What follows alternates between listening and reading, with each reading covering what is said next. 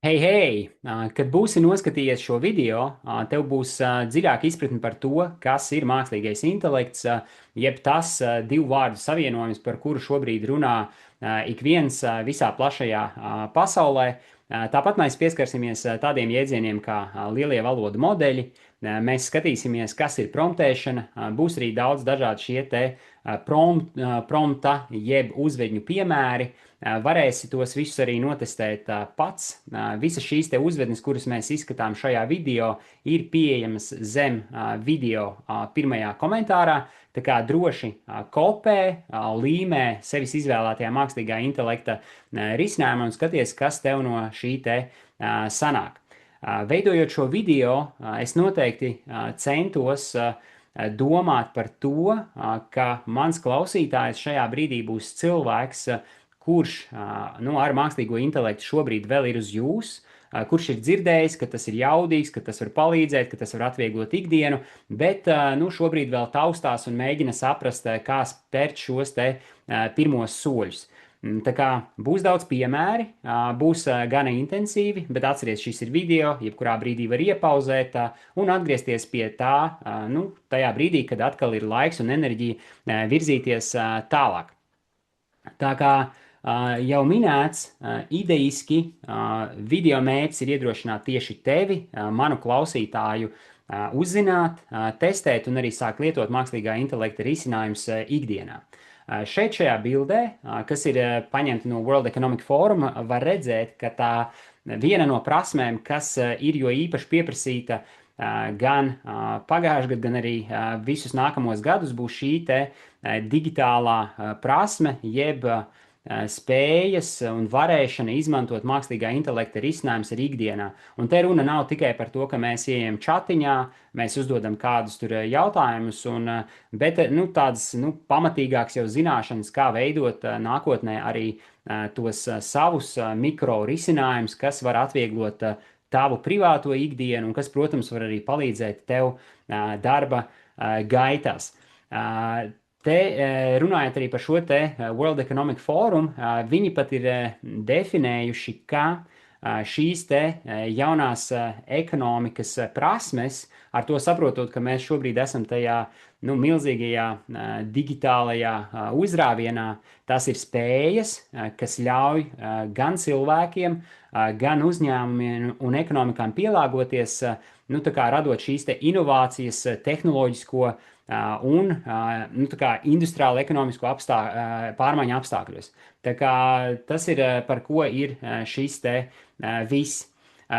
Pavisam dažos vārdos par mani, kāpēc es veidoju šāda veida saturu. Tad, kad es aizgāju no iepriekšējās darba vietas, es domāju, ko es varētu iesākt šajā gadā, un mans mērķis ir šogad palīdzēt 10 000 cilvēku tiešā veidā.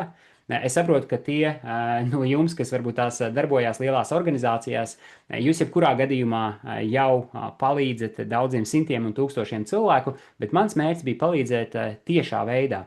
Un caur šo te video es cenšos, tā sacīt, pieklauvēt pie tavām durvīm, dot tev šo te pievienoto vērtību, cerībā, ka tas veicinās šo te tavu sapratni, tavu zināšanu līmeni un tava ikdiena kļūs jau daudz tāda vienkāršāka. Jo mākslīgais intelekts patiešām ir tas rīks, jeb tas rīku kopums, kurš var atvieglot tavu ikdienu.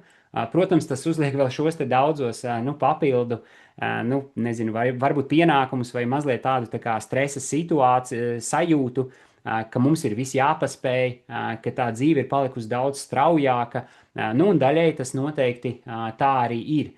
Jo mēs dzīvojam šajā no vienas puses fantastiskajā laikā, kad viss tik strauji mainās, jo īpaši digitālajā kontekstā, bet ir fonā šie te visi milzīgie ģeopolitiskie strīdi, nesaskaņas, un arī kari, ar kuriem mums mentāli arī jāspēj tikt galā. Bet atgriežoties atpakaļ pie šī te mākslīgā intelekta, te ir tāds neliels apkopojums, ja vizualizācija, ko ir uztaisījis viens no tirgus līderiem mākslīgā intelekta risinājuma pasaulē, Anthropic, un viņi ir pētījuši kā šobrīd šis te mākslīgā intelekta teorētiskais potenciāls tiek realizēts ikdienā. Un te var redzēt, piemēram, ka tādās jomās kā sociālie pakalpojumi, juridiskie pakalpojumi, mākslīgais intelekts jau ir daudz, daudz tālāk, respektīvi mēs varētu veidot tādas sistēmas, kas izmanto mākslīgo intelektu, kuras varētu principā realizēt šo te darbu vai uzdevumu kopumu, kas šajās te nozarēs eksistē. Bet patiesībā tas praktiskais pielietojums ir šī te sarkanās atzīmes. Tas nozīmē, ka tas mākslīgais intelekts vēl tikai arvien aktīvāk sāks darboties arī šajās visās nozarēs. Un vismazāk mākslīgais intelekts šobrīd atbilstoši tam pētījumam tiek novērots tādās jomās kā būvniecība, lauksaimniecība, un te ir runa ne tikai par šo te teoriju, bet arī par šo te praktisko pielietojumu. Vēl kas ir būtiski, ka atbilstoši šim te pētījumam riskam visvairāk pakļautie tieši ir tie profesiju darbinieki, kuri ir attiecīgi Baltie un Aziāti atbilstoši šai te definīcijai, un kuri patiesībā ir ar šo te augstāko izglītību, un kuri šajā brīdī ir labāk atalgotie. Un svarīgi arī pieminēt, ka arī sievietes ir tajā riska grupā, kuras mākslīgais intelekts varētu ietekmēt daudz vairāk nekā vīrieši, atbilstoši šim pētījumam, protams. Un tieši tam dēļ ir svarīgi, ka tu, mans klausītāji, ne tikai centies tīri tā teorētiski saprast, kas ir mākslīgais intelekts, bet arī praktiski līdzdarboties tajā brīdī, kad mēs tiksim pie šiem te piemēriem, un mēģināt spērt šos savus pirmos soļus mākslīgā intelekta pielietošanā ikdienā. Un tad kas tad vispār ir mākslīgais intelekts? Te ir tāds uzraksts, ka mākslīgais intelekts ir praktikants, kurš gatavs strādāt 24/7. Citi sauc viņu par šo te praktikantu, citi saka, ka tas ir tavs digitālais atbalsts, digitālais kolēģis. Tā tas arī ir. Mākslīgajam intelektam atšķirībā no reāliem darbiniekiem, nezinu, arī mūsu mīļotajiem, viņiem nav labas vai sliktas dienas. Tas tiešām ir gatavs tevi atbalstīt 24/7, izpildīt šos te uzdevumus atbilstoši tiem scenārijiem, ko tu esi definējis. Bet, ja mēs mazliet paskatāmies teorijā, tad mākslīgais intelekts principā ir datorzinātnes nozare, kuras mērķis ir radīt šīs te viedās mašīnas, kas spēj veikt uzdevumus, kam parasti ir nepieciešama šī te cilvēka kapacitāte, jeb intelekts. Un ja tev varbūt tās skatoties, kad sāk skatīties šo video, bija sajūta, ka tu jau īsti neizmanto mākslīgo intelektu ikdienā līdz šim, tā gluži tas nav, jo ticu, ka daļa no jums varbūt tās skatās to pašu YouTube vai skatās Netflix vai skatās GO3, tad viens no mākslīgā intelekta tādiem plašiem pielietojumiem ir visas šīs te ieteikšanas, to, ko tev attiecīgi tavu platformu iesaka, šī filma varētu tev patikt vai šis seriāls varētu tevi interesēt. Tas arī, protams, viss ir daļa no mākslīgā intelekta risinājumiem. Tāpatās, ja tu savu telefonu, piemēram, atbloķē, izmantojot sejas atpazīšanu, tur arī fonā darbojās šis te mākslīgais intelekts. Un kopumā šis te mākslīgais intelekts, viņš mācās mazliet līdzīgi kā bērni, tajā brīdī, kad tiek trenēti šie te lielie valodu modeļi. Bet par to mēs tā kā parunāsim nedaudz vēlāk. Tā kā dodamies tālāk, ko tad šis te praktikants patiesībā var un kā šis te praktikants patiesībā domā. Ja mēs tā paskatāmies un tā vienkāršojam to visu, tad, ja es teiktu, piemēram, zaļš, tad jautājums, ko tu gribētu teikt kā nākamo? Visdrīzākais vai tas būtu ābols, vai ja es teiktu zaļa, tu teiktu zāle. Līdzīgi darbojās arī šis te praktikants, ir mākslīgais intelekts. Tas principā mēģina atminēt nākošo vārdu ar vislielāko iespējamo varbūtību. Ja es teiktu, pieņemsim, karsta, kāds varētu teikt vasara, kāds varētu teikt zupa, un vēl kaut kas klus vakars, klus mirklis. Nu, tā tieši darbojās šis te praktikants, ja to mēs maksimāli mēģinam trivializēt jeb vienkāršot. Tā kā tajā brīdī, kad tu mēģini sarunāties ar mākslīgo intelektu un izgūt no viņa kādu atbalstu, ja tu viņam nesniedz nekāda veida kontekstuālo informāciju, jeb to kaut kādu pamata informācijas kopumu, mākslīgajam intelektam būs grūtāk uzminēt, ko tu īsti domā. Tas būtu līdzīgi, kā tu teiktu savam tuviniekam, padod man to, un nenorādot, piemēram, uz šo te konkrēto objektu, tas cilvēks visdrīzākais nevarētu izminēt, par ko tad šis stāsts notiek. Un tā ir arī mākslīgo intelektu. Tieši tam dēļ ir svarīgi, lai tam ir pieejama arī šī te kontekstuālā informācija. Tādējādi tas varēs precīzāk atminēt tieši to, ko tu vēlies no viņa sagaidīt. Un ko tad īsti šis te praktikants spēj un ko tas nespēj? Kā jau mēs noskaidrojām, šis te mākslīgais intelekts, viņš īsti neapvainojas, lai gan tajā brīdī, kad šis te mākslīgais intelekts palika arvien populārāks, bija arī situācijas, kur cilvēki mēģināja maksimāli izprovocēt šo te mākslīgo intelektu, esot pret to gan rupji un tā tālāk, un tur bija situācijas, kad beigās šis te mākslīgais intelekts pateica, ja reiz tu esi tik gudrs, tad ņem un izdari principā pats.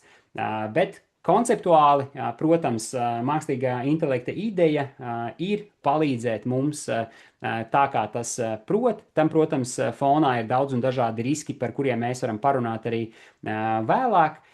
Bet tam ir arī sava veida šie te ierobežojumi. Ja pieņemsim, tu plāno mākslīgo intelektu izmantot savā darba vidē, strādājot tur ofisā, tad nevajag cerēt, ka tas uzreiz vienmēr spēs atrisināt visas tavas problēmas, jeb izaicinājumus. Tev tik un tā nāksies pavadīt kaut kādu laiku, it sevišķi, ja tu vēlēsies būvēt jau kaut kādus aģentu risinājumus. Tev nāksies tam paskaidrot, ko tu īsti no tā vēlies. Tas ir līdzīgi kā, pieņemsim, kad mēs audzinam savas atvases. Mēs nevaram sagaidīt, ka viņi izaugs par labiem cilvēkiem, ja mēs tajos neieguldām zināmu laika resursu, enerģijas resursu, lai viņu tā kā veidotu savā būtībā. Te, protams, ir viens aspekts minēts, kas ir, ka tam vienmēr ir nepieciešama šī te cilvēku validācija. Tas īsti vairāk neiztur kritiku, jo mākslīgais intelekts var mierīgi darboties arī bez cilvēka mūsdienās. Tas var izpildīt kaut kādas darbības, procesus, ja tam ir iedota šī te brīvā vaļa, neiesaistot tevi kā cilvēku šajā te procesā. Un, protams, šobrīd ar šīm te modernajām sistēmām tas spēj arī izprast tavas biznesa tā kā nianses, ja tu tam piešķir piekļuvi savām sistēmām. Tā gan ir taisnība, ka uz mākslīgo intelektu nevajag cerēt kā uz tādu empātisku būtni, lai gan tas maksimāli cenšas šo te visu atveidot. Nevelti ir izveidota vesela gūzma dažādu IT risinājumu, jeb mākslīgā intelekta risinājumu, kuri tieši nodrošina šo te mentālo atbalstu, kuri mēģina cilvēkus mentorēt, un tur arī tas ir pavisam cits stāsts, bet nevajag domāt, ka mākslīgais intelekts šobrīd vēl spēj tā kā pieņemt šos te dziļi empātiskos lēmumus. Un par dažiem no šī te mākslīgā intelekta pielietojumiem tavā ikdienā. Te ir minēts tādas 4 lielākās grupas, bet es mēģināšu tā konceptuāli pastāstīt, kas tad ir šis te mākslīgais intelekts. To dēvē par ģeneratīvo mākslīgo intelektu. Ģeneratīvais nozīmē tā kā no angļu valodas generate, jeb radīt. Tas nozīmē, ka mākslīgais intelekts ir spējīgs un tas rada saturu. Un saturu tas var radīt daudz un dažādās formās. Mēs šodien, piemēram, apskatīsimies to, ka mākslīgais intelekts var radīt mūziku diezgan labā un pat teiktu augstā kvalitātē, tostarp jau latviešu valodā. Tas var radīt saturu, kā piemēram video, tas var radīt saturu, protams, daudz un dažādu šo te tekstuālo, gan kopsavilkumu formā, gan arī uzģenerēt pilnībā jaunu saturu, balstoties uz jūsu ievadītajiem datiem vai bez ievadītajiem datiem. Nu, un, protams, arī to var izmantot, lai jūs veicinātu savu pašizaugsmi, ar to saprotot, ka daudz un dažādos mākslīgā intelekta risinājumos ir iespēja vai nu pievienot jūsu pašu mācību materiālus, no kuriem var tikt veidotas viktorīnas, testi, nu un cita veida uzdevumi. Mākslīgo intelektu var izmantot, lai veiktu šos te dažādos IT darbus. Tostarp mūsdienās tas ļoti daudz tiek izmantots pašā programmēšanā, un ja agrāk varēja uzskatīt, ka piemēram, tulkotāji ir viena no tām profesijām, kura visātrāk pazudīs no tirgus pateicoties mākslīgā intelekta attīstībai, tad šobrīd arī programmētāji ir viena no tiem, kuri ir diezgan apdraudēti, jo īpaši, ja mēs runājam par šiem te jaunajiem speciālistiem, kuri mēģina atrast savu vietu darba tirgu. Tāpēc, ka daudzas lietas var jau veidot attiecīgi arī cilvēki, kuriem nav programmēšanas zināšanas. Protams, tur vienmēr, ja mēs runājam par tādu komercializētu risinājumu, tur vajadzēs iesaistīt jebkurā gadījumā speciālistu vēl pagaidām, bet tādas vienkāršas lietas var realizēt principā cilvēks, jebkurš, tostarp tu, izmantojot šo te mākslīgā intelekta potenciālu. Un, protams, te ir arī pieminēts šis te radošums un ideja ģenerēšana.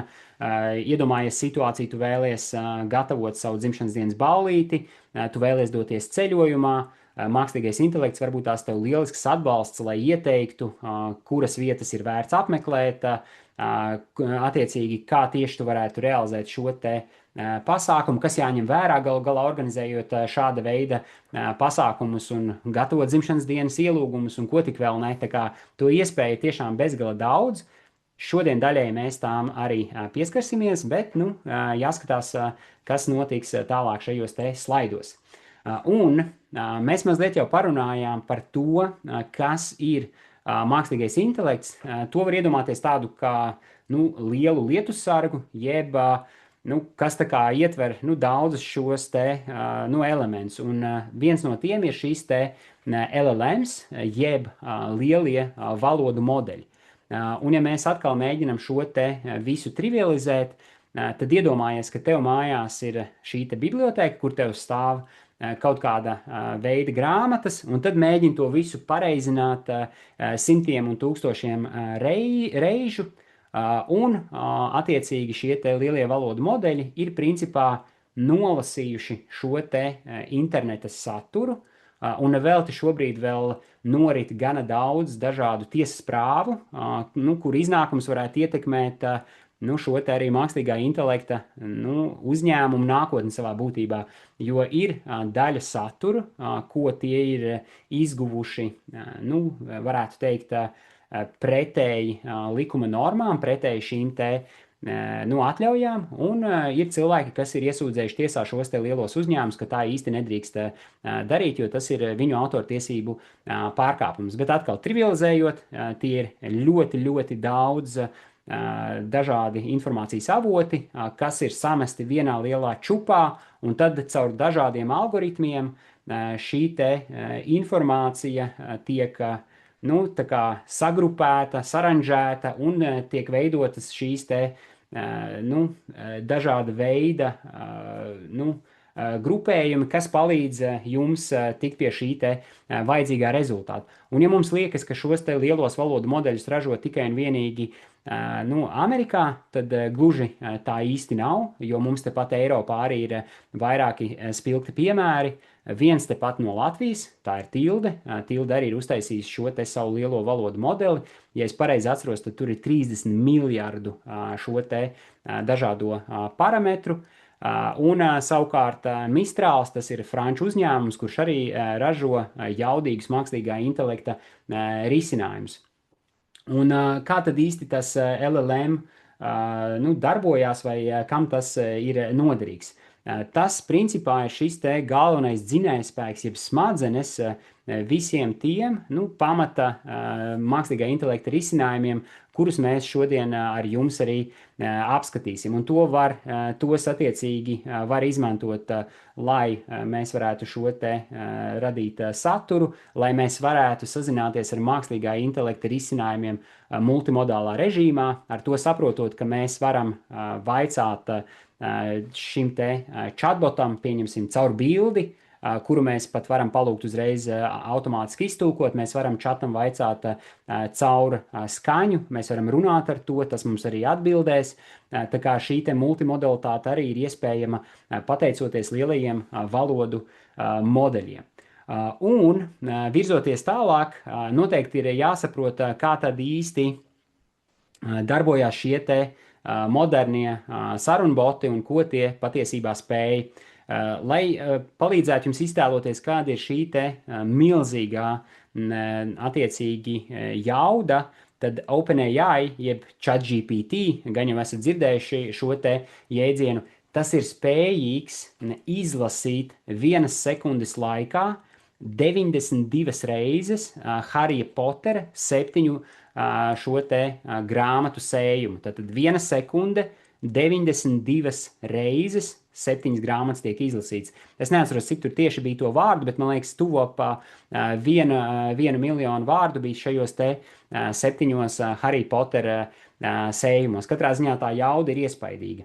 Un šie te modernie sarunboti, viņi spēj attiecīgi ar jums komunicēt daudz dažādos veidos, kā jau mēs runājām, caur balsi, caur tekstu, caur bildi, un vēl kas ir būtiski, ar ko tie atšķirās no aģentiem, ka tiem ir reaktīva, nu tā kā daba, jeb reaktīva uzvedība. Tas nozīmē, ka tie vienmēr sagaida jūsu šo te, nu, vaicājumu, jeb jūsu uzvedni, pirms tie ir spējīgi jums sniegt šo te atbildi. Tā kā tā ir tā, nu, galvenā iezīme, kas ir raksturīga šiem te sarunbotiem.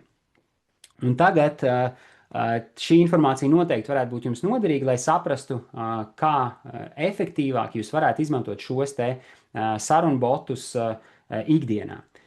Sarunbotam var piešķirt, nu, vai viena no viņa tādām pamatlomām ir, ka tas ir šis te jūsu asistents, jeb praktikants. Ar to saprotot, ka, piemēram, jūs atverat vai nu tur Gemini, vai ChatGPT, vai Copilotu, vai cita veida mākslīgo intelekta risinājumu, un jūs varat viņam teikt, palīdz man izdarīt to. Piemēram, jums vajag sagatavot iesniegumu, nezinu, lai startētu kādā projektā, vai tiktu pie finansējuma, vai jums ir jāsagatavo, piemēram, sūdzība, atbilde, nezinu, pašvaldībai vai kādam citam. Jūs varat attiecīgi savam šim te asistentam pateikt, redz, kur ir tas, ko es biju saņēmis no tās un tās iestādes, palīdz man sagatavot šo te atbildi. Tā ir šī te viena no lomām. Otra varētu būt tāda, ka jūs prasat šim te sarunbotam, lai tas izpilda šo te kritiķa lomu. Un tas var noderēt, jo īpaši situācijās, kad jūs paši jau esat kaut ko radījuši, vai, piemēram, pirms tam jau esat to starp ar mākslīgo intelektu kopā radījuši. Un tad jūs varat viņam pateikt, ok, labi, tas ir tas, kas man ir, un tagad mēģini būt kritisks, pasaki, kas man vēl pietrūkst. Un viens no tādiem pielietojuma veidiem varētu būt, iedomāsimies, ka jūs gribat startēt kādā konkursā, attiecīgi, lai jūs pieņem šajā te darbā. Jums ir sagatavots jūsu CV, un jums ir zināms, kāda ir šī te vakance, jeb darba sludinājums. Jūs varat šim te mākslīgajam intelektam, šim te chatbotam iekopēt gan šo te pašu vakanci un attiecīgi jūsu CV un pateikt, ka lai mākslīgais intelekts salīdzina šo te darba sludinājumu pret jūsu CV un pasaka, kas iespējams jums iztrūkst, kam vēl vajadzētu pievērst uzmanību vai uzlabot, lai jūs būtu nu, tā kā jau vairāk atbilstoši šai te konkrētajai lomai. Protams, nevajag izdomāt tur visus šos te faktus, bet mēs noteikti varam vadīties no tā, ka nu, ir jāmāk arī pasniegt šī te informācija. Un tāpēc šis te kritiķis noteikti ir, nu, kritiķa loma ir lielisks veids, kā jūs varat uzlabot nu, savu sniegumu, savu potenciālu vai uzlabot savu saturu. Nu, tas ir atkarīgs, protams, no jūsu dzīves situācijas. Sarunbotam, protams, var piešķirt arī šo te domātāja, jeb mentora lomu. Un tas ir lieliski noderīgs. Mēs tur tālāk parunāsim par šo te sokrātisko pieeju. Iedomāsimies situāciju, kad jūs mēģināt risināt kādu nu, dzīves problēmu, tostarp tā varētu būt arī praktiska situācija, kad jūs mēģināt vai nu kaut ko saremontēt, vai jūs mēģināt apgūt kādu jaunu prasmi, un jūs varat prasīt mākslīgajam intelektam, ar ko man jāsāk, nu, attiecīgi, kur es varu meklēt informāciju. Jūs varat prasīt, lai tas jums uzdod jautājumus, lai jūs, attiecīgi, atbildot uz šiem te jautājumiem, nu, attiecīgi, paši tādā, nu, reflektējošā veidā tiekat pie, nu, šī te rezultāta, lai tas neizdomā pilnībā visu jūsu vietā. Un tas ir arī to, ko dara daudz uzņēmumi. Viņi ir uztaisījuši šos te mākslīgā intelekta asistentus, kuri mēģina nu, atbalstīt cilvēkus, lai nu, attiecīgi tie tiek pāri kaut kādām psiholoģiskām nu, problēmām, nu, tā kā traumām un tam līdzīgi. Bet, protams, par to mēs varam runāt atsevišķi. Es vienkārši stāstu, ka sarunbotam šī te domātāja mentora loma noteikti var likties jums noderīga. Vēl viens praktisks piemērs ir šis te skolotājs. Nevis tad, kad mēs prasam, lai tas mums kaut kādā veidā tikai tādiem caur vaicāšanu palīdz, bet ka mēs jau reāli sakam, nu kā man to izdarīt. Piemēram, jūs gribat uztaisīt prezentāciju, jūs gribat uztaisīt video, jūs gribat, nezinu, pieņemsim, iemācīties, kā būvēt kaut kādas lietas, jūs varat teikt, nu, attiecīgi, es gribu izdarīt to, paskaidro man, iemāci man soli pa solim. Te gan ir jāatcerās, ka mākslīgais intelekts var izdomāt kaut kādas lietas arī ik pa laikam, ka tas var nohalucinēt, un tamdēļ nu, mums ir jāatcerās par šo te kritisko domāšanu, nu, kas attiecīgi ir jāieslēdz, jo ir arī daudzi tādi nu, sliktie tēli šajā te pasaulē, kuri mākslīgo intelektu izmanto nu, negatīviem nolūkiem, lai nu, veidotu mūsos kaut kādas citas pārliecības un tam līdzīgi, un tāpēc šī te kritiskā domāšana, ja prasme noteikti ir jāuztur tādā kā tonusā. Un vēl viena lieta, kā šo te vai sarunbotu vai mākslīgo intelektu var izmantot, ir nu, veidot no tā savā ziņā savu digitālo dvīni. Te gan jāsaprot, ka nāksies investēt mazliet vairāk laika. Viens ir, tas būs iespējams tajā brīdī, kad jūs mākslīgo intelektu lietojat pietiekami ilgi.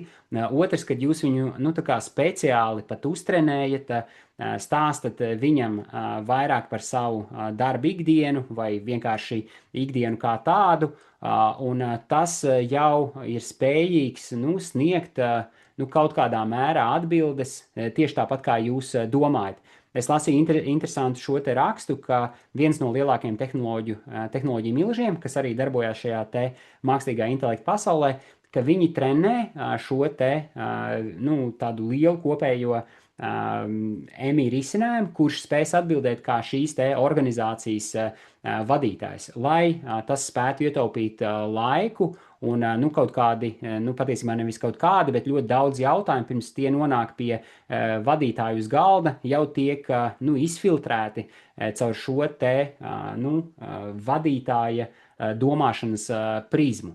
Tā kā šis arī noteikti varētu būt noderīgs. Kā piemērs varētu būt, ka jūs ikdienā atbildat uz klientu e-pastiem, jūs varētu uztaisīt šo te e-pasta atbildētāju, kurš atbild līdzīgā tonī, līdzīgā stilā kā jūs, un, nu, attiecīgi tādējādi ietaupot arī savu laiku ikdienā, lai jums nav jāpatērē tas tik daudz, nu, atbildēm uz šiem te e-pastiem. Tā kā tas ir par sarunbotu lomām. Tagad par šīm te atšķirībām starp aģentiem un attiecīgi šiem te chatbotiem. Te ir uztaisīta tāda ļoti vienkāršota schēma, kas mēģina izskaidrot, kāda ir šī te atšķirības starp vienu un otru. Kā jau mēs iepriekš noskaidrojām, tad šie te chatboti, jeb sarunboti, lai gan tie paliek ar vienu advancētāki, viņi joprojām prasa šo te jūsu tā kā iesaisti, un attiecīgi tad, kad jūs tur esat viņiem kaut ko pavaicājuši, tie ir spējīgi izpildīt šos te uzdevumus, bet viņi nespēja darboties, tā principā, autonomi, bez jums. Un kā piemēru šiem aģentiem, es jums varētu iedot šī te opcija, ka mākslīgā intelekta risinājumos ir šis te deep research, jeb attiecīgi šī te padziļinātā izpēte. Tas jau ietilpst vairāk šajā aģentu kategorijā, jo jūs, piemēram, liekat šim te aģentam veikt tirgus izpēti, piemēram, par jūsu konkurentiem, piemēram, jūs vēlties uzzināt, kā izaudzēt vislabākos, tur puķu zirņus un tā tālāk, bet jūs nesakat šim te mākslīgajam intelektam, klausies, man vajag, lai tu dodies tajā vietā vai citā vietā. Fonā tas pats nolemj, ka viņam ir jāuztaisa priekšatlase šo te avotu, tas izdomā, kuras lapas tas apmeklēs un attiecīgi no kuriem avotiem tiks gatavota šī te gala atskaite. Tas ir tāds, varbūt tās ļoti primitīvs, paskaidrojums, kā aģents spēja darboties, kaut kur fonā bez jums, un tad, kad rezultāts ir gatavs, viņš spēja atgriezt jums šo te rezultātu. Daudz advancētāki aģenti varētu būt tādi, ka jūs, piemēram, darbojaties organizācijā un ir kaut kādas darbplūsmas vai nu IT, vai nu HR nodaļā, un tur, pieņemsim, šis te aģents ir spējīgs, tad, kad komandai pievienojas jauns dalībnieks, izsūtīt kolēģiem automātiski informāciju par to, piešķirt šim te jaunajam darbiniekam vajadzīgās piekļuves IT resursiem, dažāda veida citām sistēmām, kur tas ir nepieciešams. Tas arī principā ietilptu šī te aģenta uzdevumu lokā. Tā kā opciju ir tiešām ļoti daudz un dažādi, un mēs paskatīsimies arī nākošajos slaidos, nākošajos piemēros, ka aģentu, jeb mākslīgā intelekta pielietošana ikdienā, tiešām balstās no kaut kā vienkārša līdz kaut kam super advancētam. Un te tāds pavisam īs ieskats par to, ka vismaz Microsoft no savas puses runā par to, ka mēs kā cilvēki arvien vairāk būsim šie te aģentu diriģenti, ar to saprotot, ka jaunā paudze, tajā brīdī, kad viņi uzsāks savas darba gaitas, var piedzīvot laiks, un principā piedzīvos laiks, jo šobrīd jau tā ir, ka viņi vadīs, varbūt tās pat ne reāli dzīvu cilvēku komandas, bet viņi strādās kopā ar citiem aģentiem. Piemēram, viņiem varētu būt juridiskais aģents, kurš sniedz šo te juridisko atbalstu. Viņiem varbūt tās arī fonā darbojās šis te HR aģents un vēl daudz citi aģenti, ar kuriem viņi kopā sadarbojas.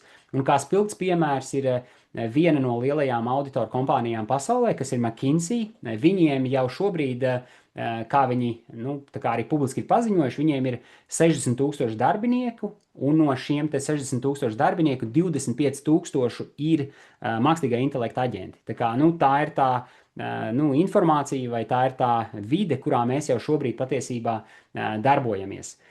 Tas, par ko es jums aicinu domāt, ir, ka viena lieta ir, ka mēs diriģēsim aģentus, bet patiesībā arvien vairāk mēs piedzīvosim to, ka arī aģenti mūs diriģēs. Un savā ziņā mēs jau to šobrīd mazliet piedzīvojam. Tas ir īpaši, pieņemsim, raksturīgs tajā brīdī, kad bankas no mums izgūst informāciju, jo viņiem vajag uzzināt mūsu jaunās adreses, mūsu jaunos e-pastus, telefons un visu pārējo, bet tikpat labi tas notiek arī daudzos citos gadījumos, un šo situāciju būs arvien vairāk, ka aģenti, grib vai negrib, bet viņi sāks vairāk diriģēt mūsu ikdienu. Un viena lieta ir runāt par aģentiem, bet tieši šajā gadā arvien skaļāk tiek runāts arī par šo te agentic AI, jeb šīm te aģentu sistēmām. Ar to saprotot, ka fonā darbojās nevis tikai viens aģents, bet tādi aģentu grupas vai vairāk aģenti, kuri var iekļaut cilvēku šajā darbplūsmā, bet tie var arī darboties pietiekami autonomi. Lai šo te visu nesarežģītu, balstīsim to uz tādu reāli uzskatāmu piemēru. Iedomāsimies, ka ir šis te pašbraucošais auto, kurš attiecīgi vēlas nokļūt no punkta A līdz punktam B, un tas brauc pa to savu nosprausto maršrutu, kas jau arī fonā nozīmē, ka tur darbojās mākslīgais intelekts, kas aprēķina tuvāko, izdevīgāko, atkarībā no kritērijiem maršrutu. Un tad pēkšņi šis te automobils pamana, ka priekšā ir gājējs. Un atceramies, ka šis ir pašbraucošais auto. Un auto, laikam neapzinās, bet, attiecīgi auto algoritms viņam saka, klausies, tur ir šis te gājējs priekšā tūmā. Un attiecīgi tiek padota komanda, ka ir jāsamazina šis te ātrums. Un tikpat labi tur priekšā varbūt tās šķērslis, un šis te auto domā, ok, man ir jābrauc šis te šķērslis. Un te ir runa par to, ka ir šī te uztvere, ka tiek uztverts, ka priekšā ir šķērslis, tad attiecīgi notiek šie te kognitīvie procesi, kur tiek izdomāts, kāda veida darbība ir jārealizē, un visbeidzot šī te darbība arī notiek. Tā kā tās ir šīs te agentic AI, jeb aģentu mākslīgā intelekta arhitektūra, tādā vienkāršotā valodā.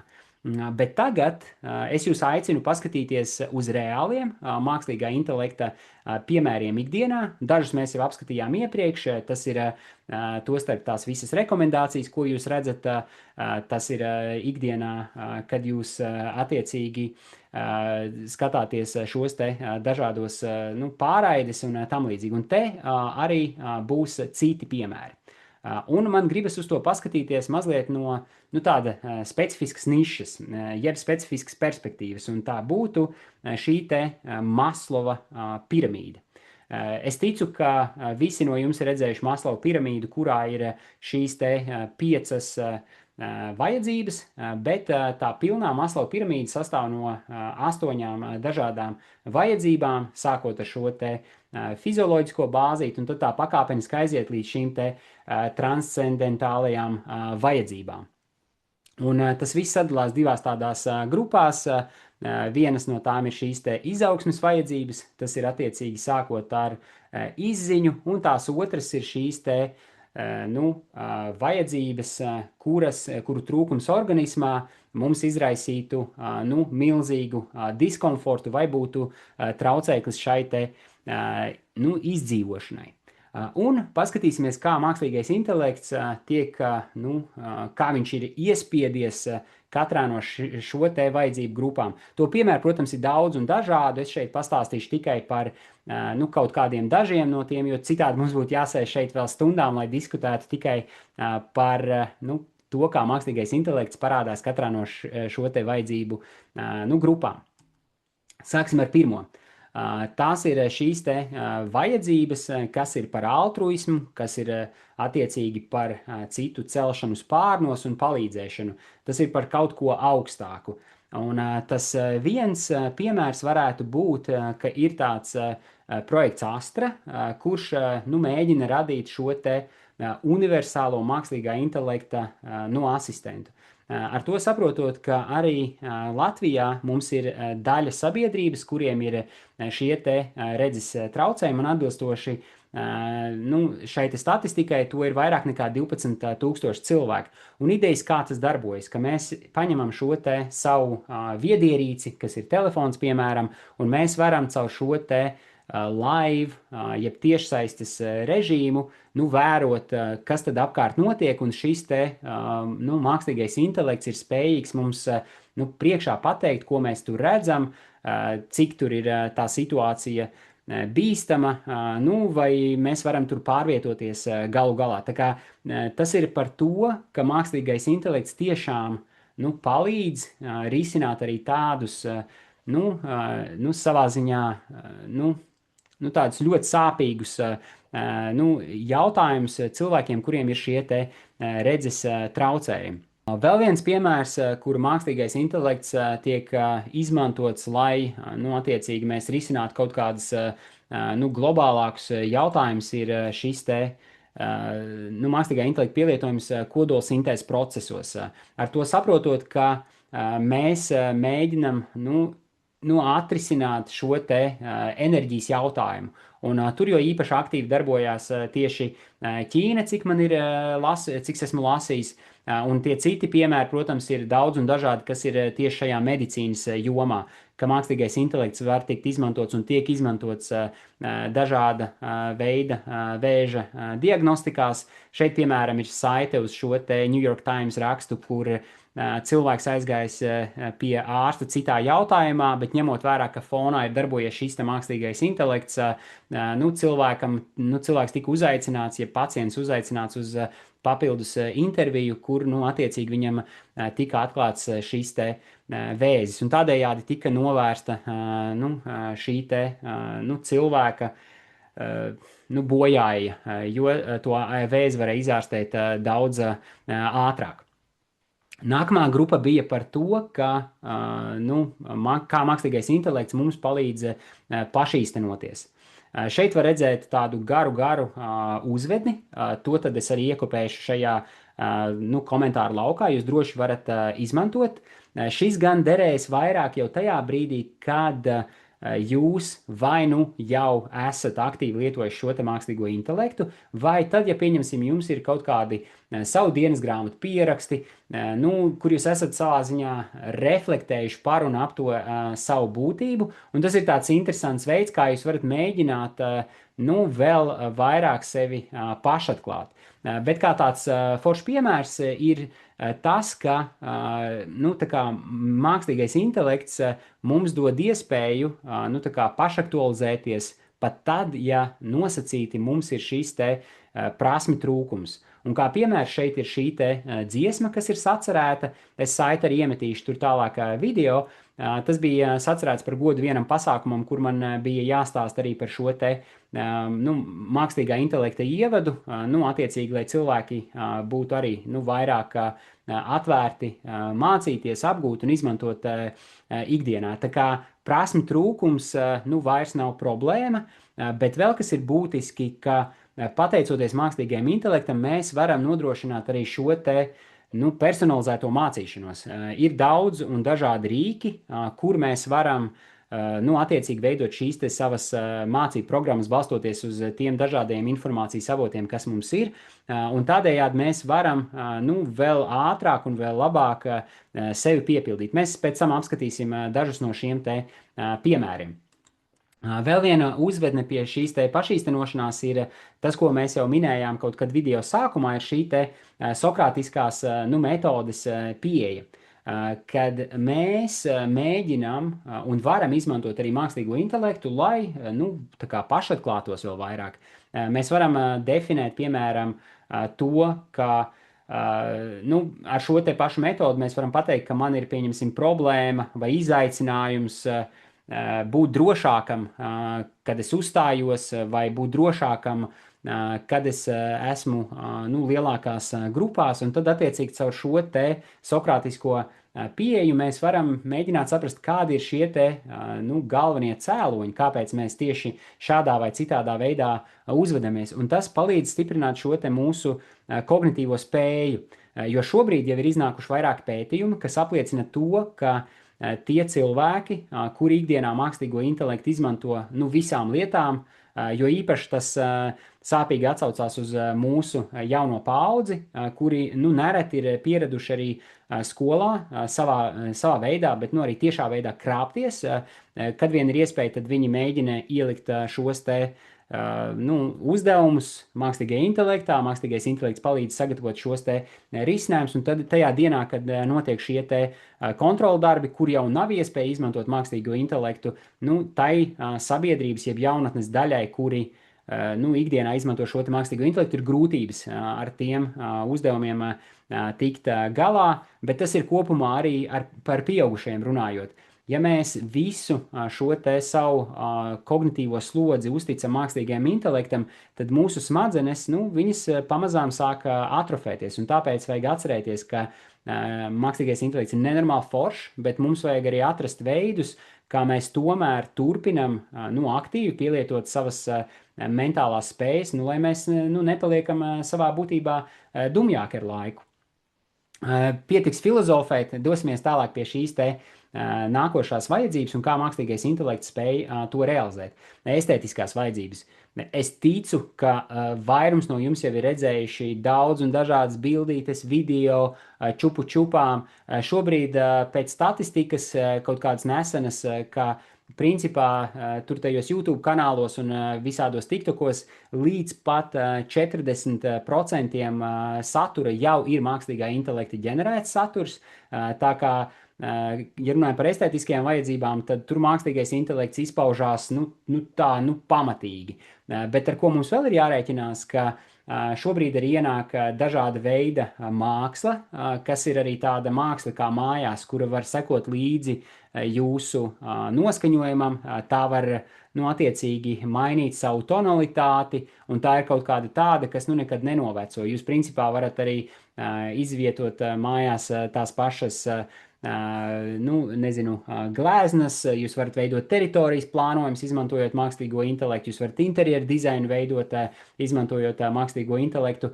Un kā piemērs tepat no Latvijas ir, ka šogad pavasarī bija šis te AI, jeb mākslīgā intelekta filmu festivāls. Te ir ielikta saite uz šo te Go3, un tur bija cilvēki sanākuši kopā, lai izmantotu mākslīgo intelektu un veidot šo te kino. Un tad attiecīgi sabiedrībai bija iespēja balsot par šīm te labākajām filmām. Tā kā tā. Nedaudz par šīm te kognitīvajām vajadzībām, jeb izziņas vajadzībām. Un tās ir tās beidzamās, kas noslēdz šo te pirmo lielo grupu. Un te es vēlos tikai parādīt un pastāstīt par vienu tādu piemēru. Man bija iespēja nesen paciemoties Ķīnā, un tur bija attiecīgi daudz un viss kaut kas, jo tā bija tāda liela globāla izstāde, kur cilvēki no visas pasaules brauc iepirkt, vienalga, vai tā ir tehnika, vai tās ir kaut kādas šīs te negluži IT lietas, bet mājasaimniecības piedarumu, un tur arī bija šī te sekcija, kur varēja iegādāties šos te daudzos risinājumus, un tur arī daudz kur fonā jau darbojās šis te mākslīgais intelekts. Tā konkrēti bija Lelle, kura var pārslēgties mierīgi starp valodām, un, protams, mēs arī esam redzējuši mūsu lielveikalos, ka ir šīs te dažādas rotaļlietas, kuras tur spēja izteikt frāzes un tam līdzīgi, bet šeit runa jau ir par veselu sistēmu, kur šī te Lelle ne tikai spēja sazināties, ne tikai veicina to, ka bērns var augt bilingvālā vidē, tādējādi attīstot šo te savu mentālo kapacitāti, bet Lellē bija arī iebūvēta funkcija dziedāt, kas bieži vien mākslīgajam intelektam tiek ierobežota vismaz lielajos dzinējos, jo tas ir kaut kādā mērā, viņi negrib pārkāpt šīs te autortiesības. Bet te mēs atkal atduramies pret to citu potenciālo risku. Kā tad īsti iekļaut šo te mākslīgo intelektu skolu programmās, tā, lai tas tiešām sniedz šo te pievienoto vērtību, nevis degradē mūsu jaunatni. Bet jārēķinās ar to, ka šobrīd no tā izvairīties nevar. Ir daudz valstis, kuras ir tieši pretēji. Tur apvienotie Arābu Emirāti ir ieviesuši šo te obligāto mākslīgā intelekta apmācību, sākot ar bērnu dārzu. Līdzīgas pieejas ir arī deklarētas, tur pieņemsim, Amerikas Savienotajās valstīs. Un arī ceru, ka arī pie mums Latvijā būs lielāka skaidrība par to, kā tieši un cik daudz mākslīgo intelektu var izmantot mūsu jaunatni. Super! Tagad mēs esam nonākuši līdz šai te atzinībai un pašcieņai. Un tas ir attiecīgi par to, ka mēs vēlamies saņemt šo te novērtējumu darbā, par to, ka mēs vēlamies saņemt šo te apkārtējo atzinību. Un piemēri, kā mākslīgais intelekts šo vajadzību jau apmierina, ir piemēram šis te Duolingo. Tie no jums, kas mācās vai saviem bērniem, tā kā ir iedevuši iespēju mācīties caur Duolingo, tostarp bezmaksas versiju, tur ir šis te elements, ka ja tu izlaidi šo te apmācību, tad tev pamazām tas tavs cilvēciņš, viņš tā kā paliek arvien vājāks un vājāks.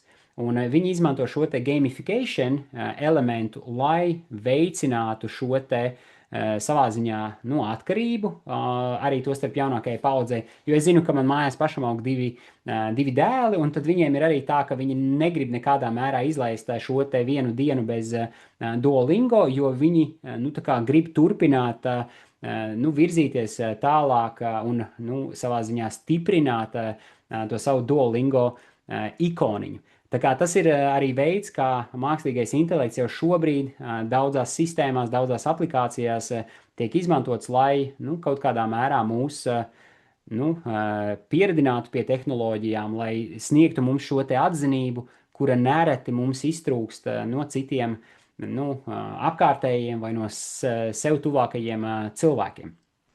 Un vēl pāris piemēri.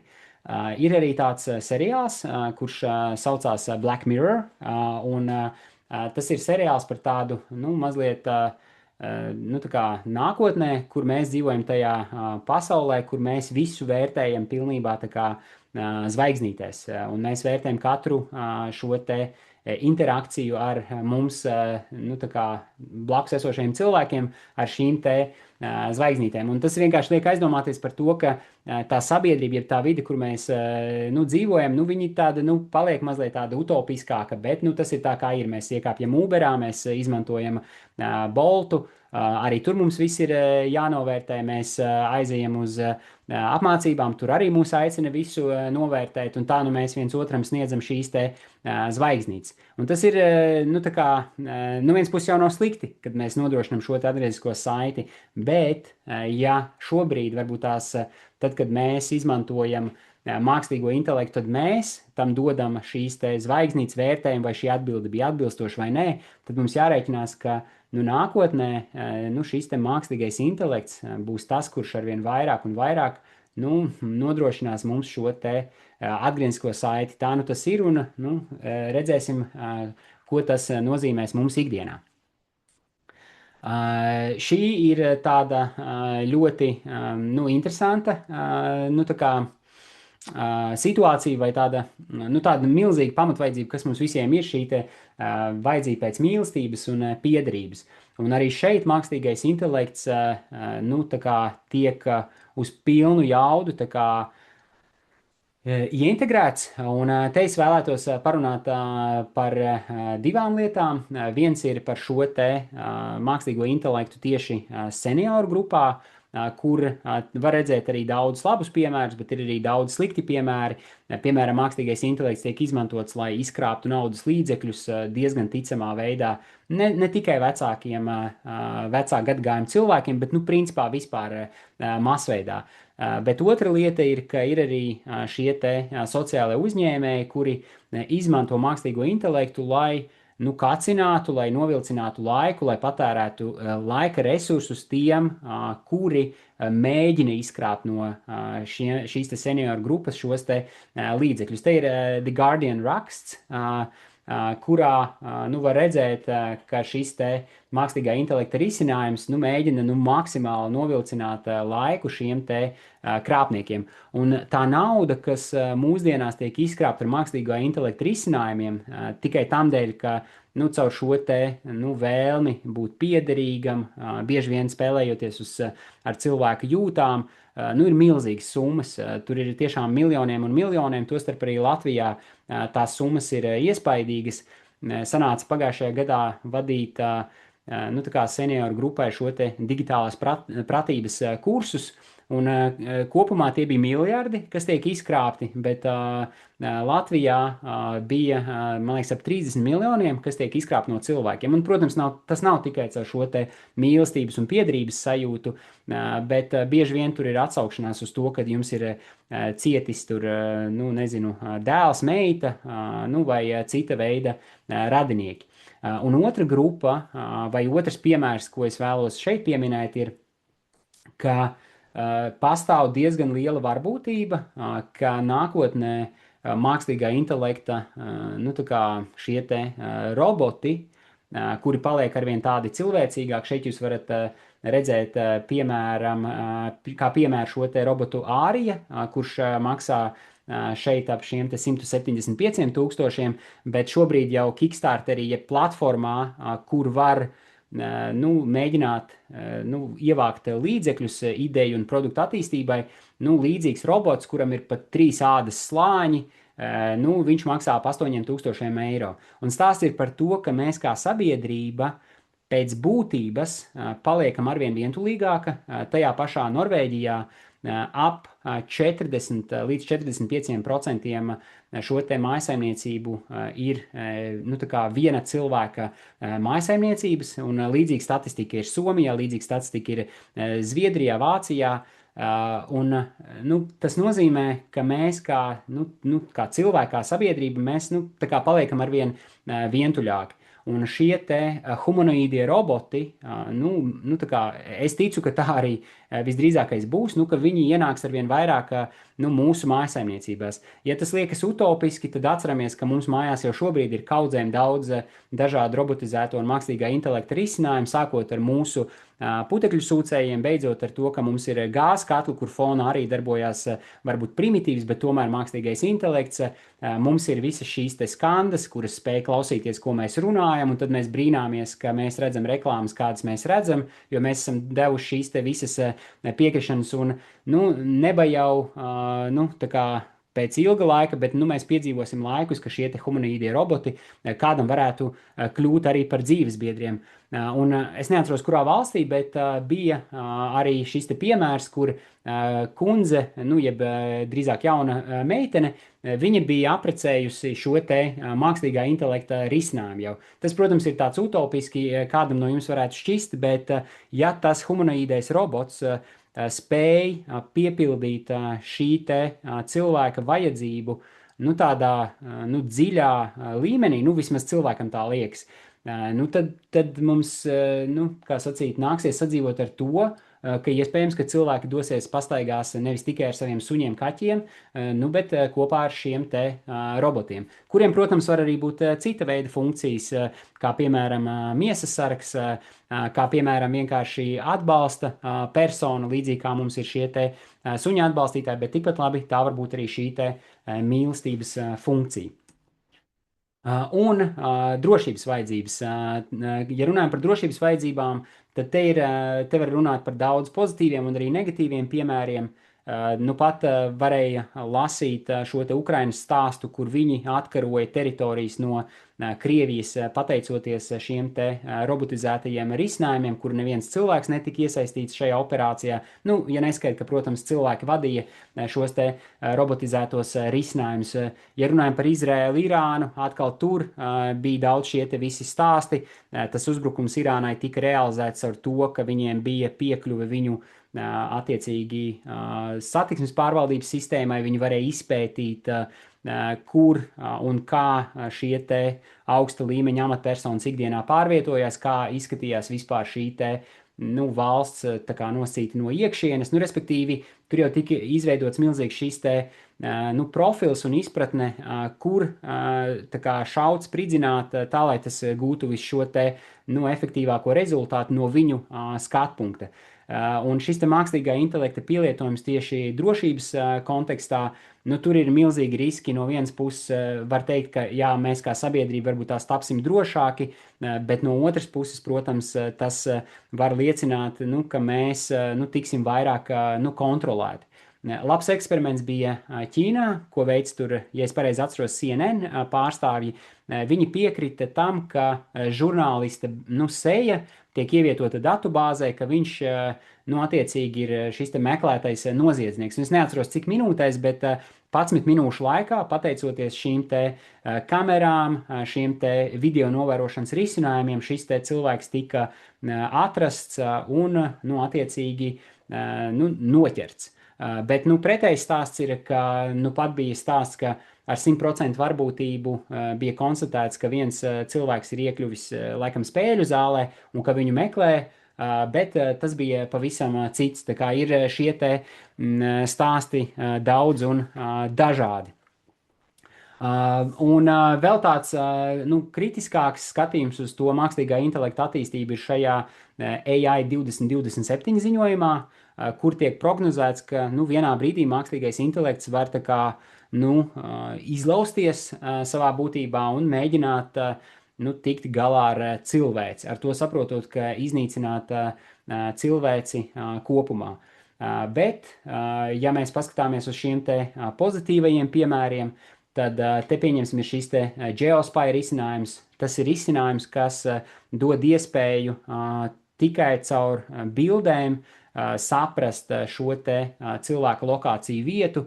To var izmantot, pieņemsim, šie te policijas spēki, vai cita veida institūcijas, lai tiešām ķertu noziedzniekus daudz efektīvākā un ātrākā veidā.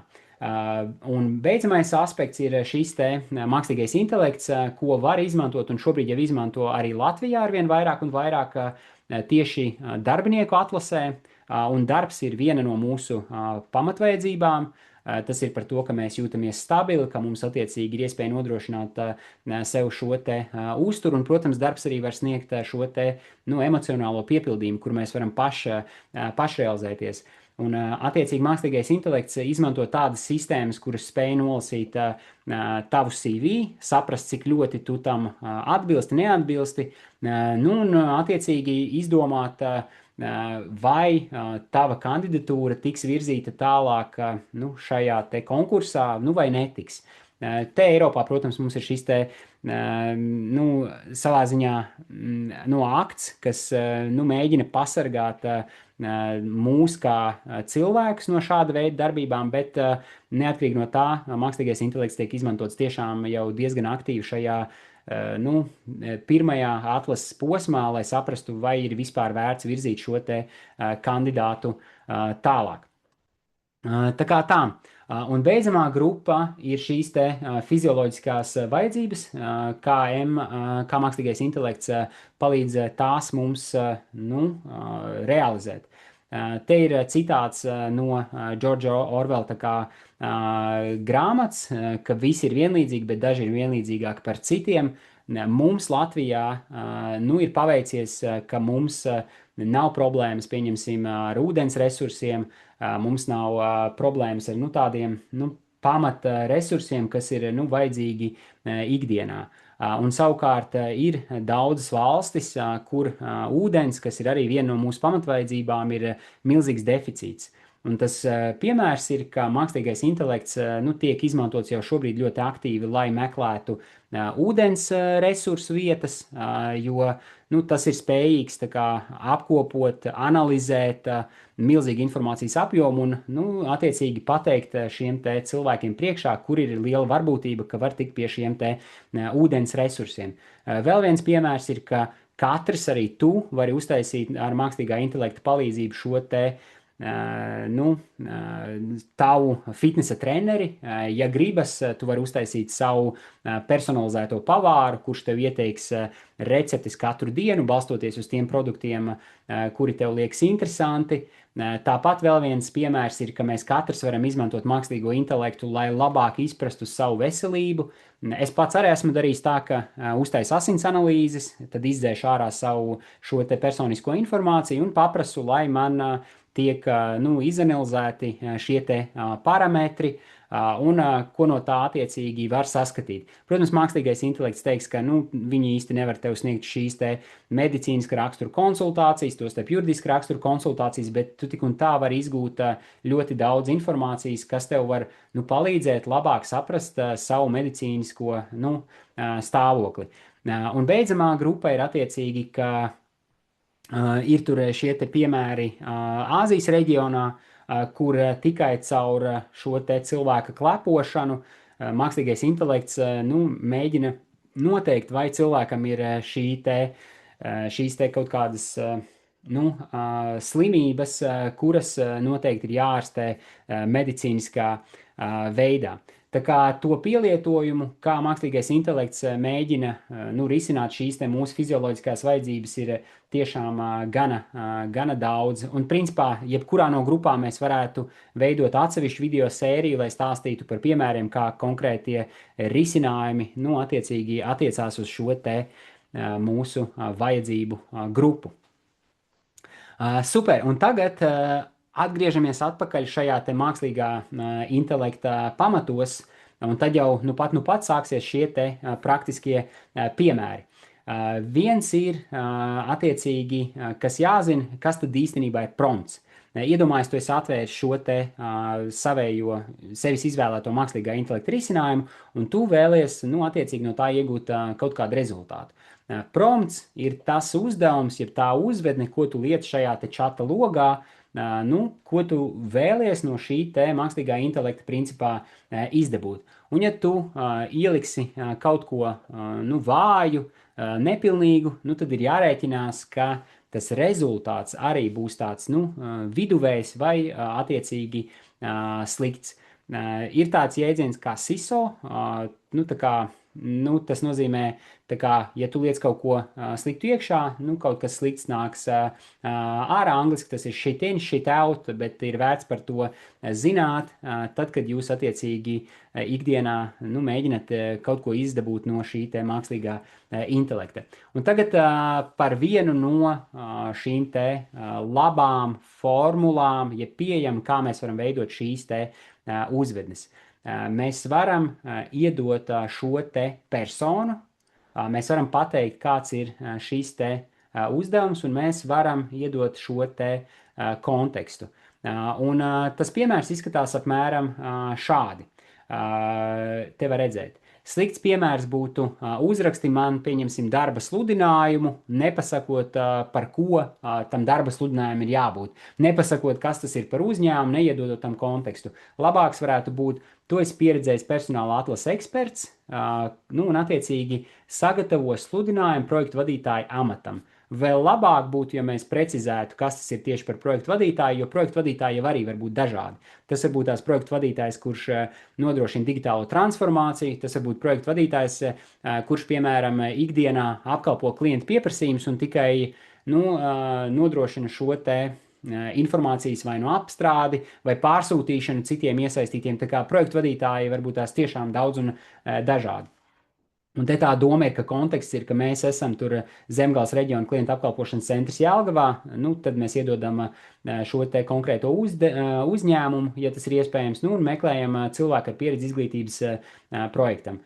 Tas pat nav varbūt tās super ideāls, bet tas tik un tā ir daudz labāks piemērs salīdzinot ar šo te paraugu.